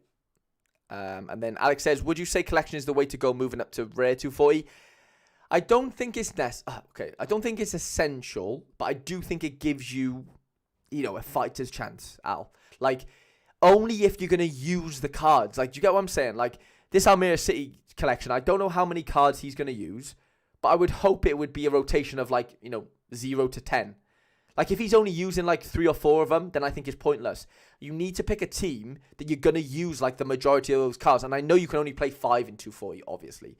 But, having 10 available to play is what I'm getting at, That is kind of how it needs to be done, I think. I don't think you need a collection bonus. As long as the cards you have good XP, maybe they just, if your cards have 8% XP without collection bonus, I think you're fine. I think 8% is a really good sort of percentage to have on collection on cards, especially at rare 240. If you can then go into the 10-12%, this Almere City collection would have, because it has 4% already, I think that's obviously optimal, because you're way increasing the chances of, you're just going to score more points, obviously. Now, at the end of the day, you still need good cards. Rubbish cards with good collection are still rubbish cards. That's the brutality of it, right? You still need to have good cards that can score good points. And then those good cards with good points with good XP is the sort of holy trinity. Do you get what I'm saying? That is how you've got to do it. I'm not saying you have to go out and buy an unbelievable stack like Feyenoord or something, because that doesn't make sense for 240. But, buying an Almere City stack makes probably quite a bit of sense. They're not that good of a team, but there's definitely room to win thresholds with it, and having the collection bonus 100% helps. Is as simple as that. Taco Slayer says this time last year, got to do it all again. Yeah, it was classmate, wasn't it? I really, really enjoyed that. It was unreal. So hope that makes sense, Tangleberry. And we're going to move on. We've only got 2 left, lad, to be fair. We've flown through these. We've got Starting Fresh, and then we've got DDs to finish. So Starting Fresh said, obviously it's Daniel Cooper. So Daniel, I think you're still in here. Firstly, thank you for becoming a member. And yeah, we'll get into what Daniel's got going on. So short to medium term goals are more top end limiteds. Kane and Bellingham's are a must for me. Build out depth in Challenger. Build up ETH to buy MLS Rare Collection for the summer. Interesting. All limited comps except Asia. He's playing right now. I enter a team from rewards I've won, but they're awful. Fair enough. You obviously play 240, 220. Will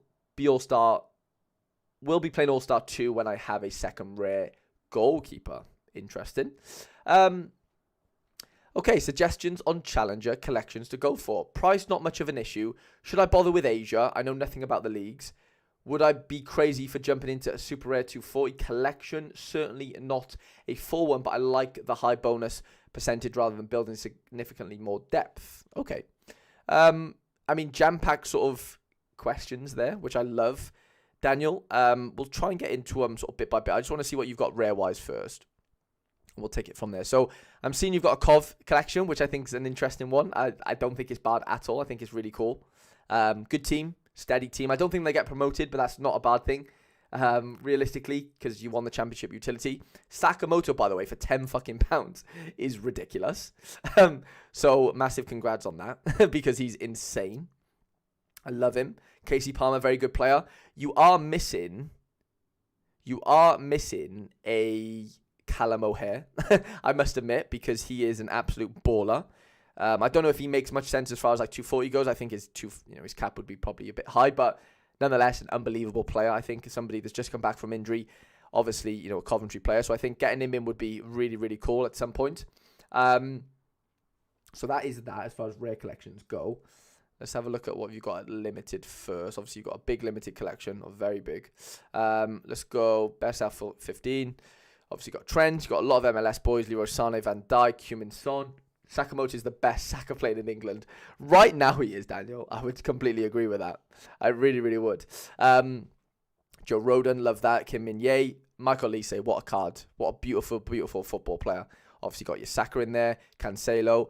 Madison, lovely one to come back fit. Berardi, some really good cards here. Yeah, I'm not seeing many gaps realistically. I know you said you've got Kane, which, Kane has been a gap in that sense. Obviously got Kimmich in there. Reynoso, what a card. Tadic, Grealish. I mean, you've got the bulk of the sort of Premier League, Bundesliga, excuse me, boys. So to answer an easy question, should I bother with Asia? I would bluntly say no, Daniel, if I'm being honest. I know you said you don't know anything about the league. Even if you did know much about the league, I still think, I know that's stupid from me. What's the word? I'm contradicting myself in the sense because I do have a URA Red Diamonds collection and I love it because it's like my only 5% collection. So, it is a bit stupid for me to say you shouldn't get a limit, an Asia collection, but I still think it's stupid in that sense because it's fun. I mainly had that URA collection because they had a lot of midweeks and I got a lot of, success with those midweeks because they played, in the AFC Champions League and stuff. So, there was underlying reasons why I got that collection. It wasn't just because it's a J-League team and I wanted a J-League team to support. It was, because they have those, funny little midweeks and, as the self-proclaimed Mr. Midweek, I had to go out and, win some midweeks, So that was kind of my route to doing so in that URA collection. And now I fell in love with them and I love watching them and whatever, and that's great. But I still don't think you should go and do that. It is my honest, opinion of that. And then, okay, so that's that question answered. Suggestions on Challenger collections. Interesting. So is that at limited or rare level, Daniel? I'm assuming build out depth in Challenger. I'm assuming that's limited level, no?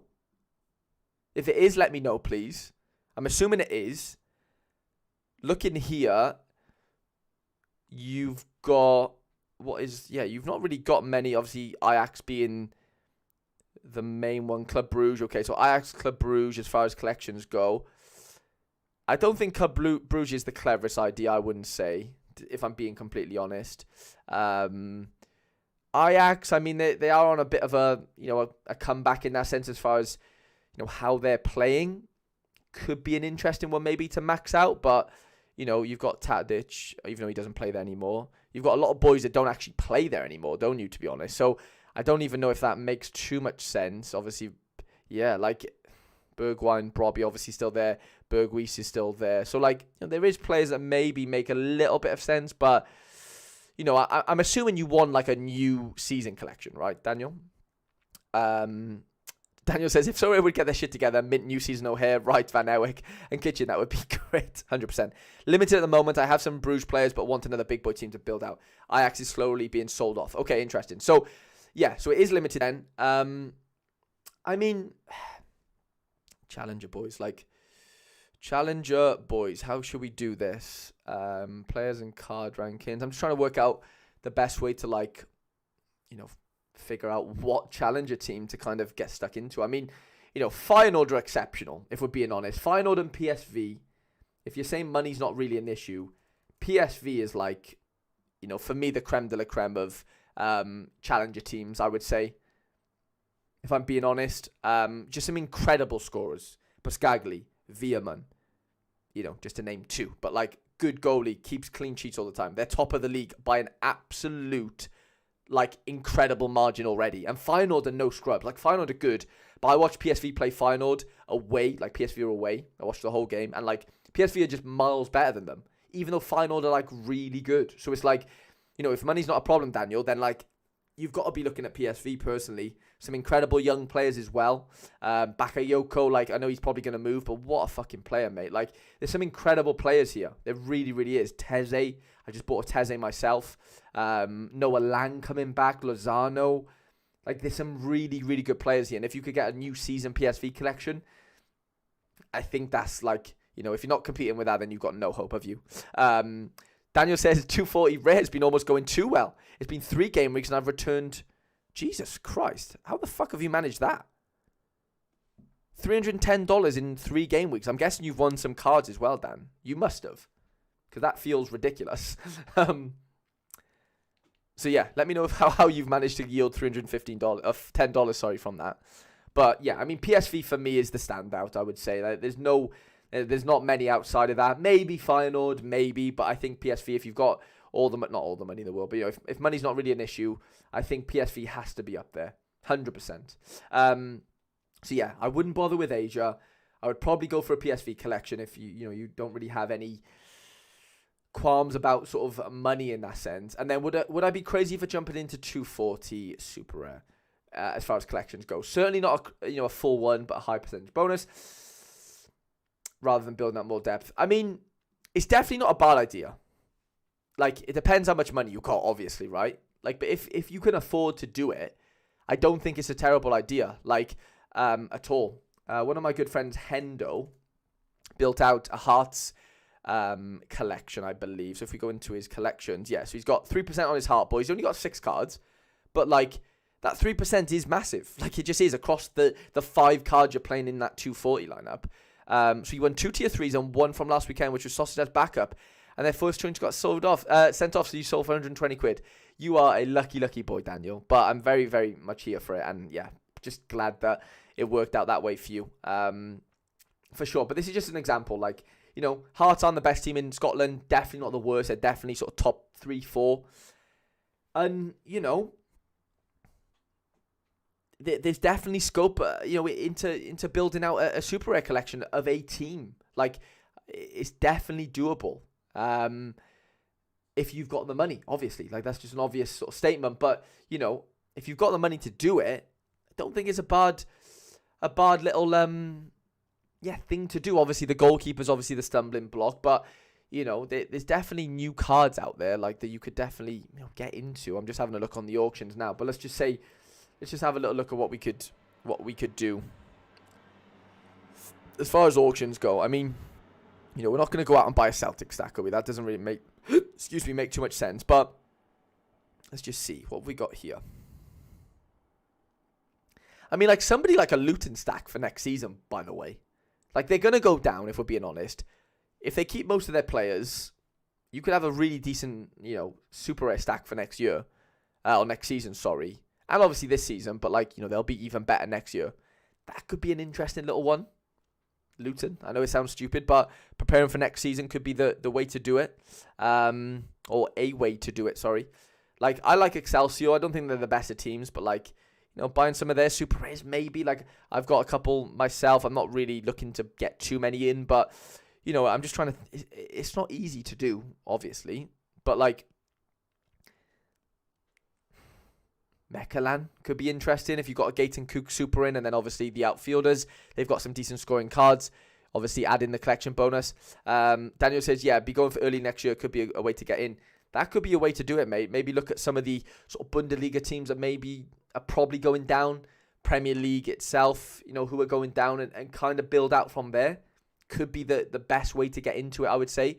Build a hefty collection for next season, and you could be raking it in. And if they're still kicking on next year, as far as keeping the same players, even if the players move maybe to other champ clubs or whatever, you've still got the card. It still has the collection bonus, albeit they might not play in the same team. But that's kind of how I would sort of play it, Daniel. So let me know if that helps. I'm hoping it does.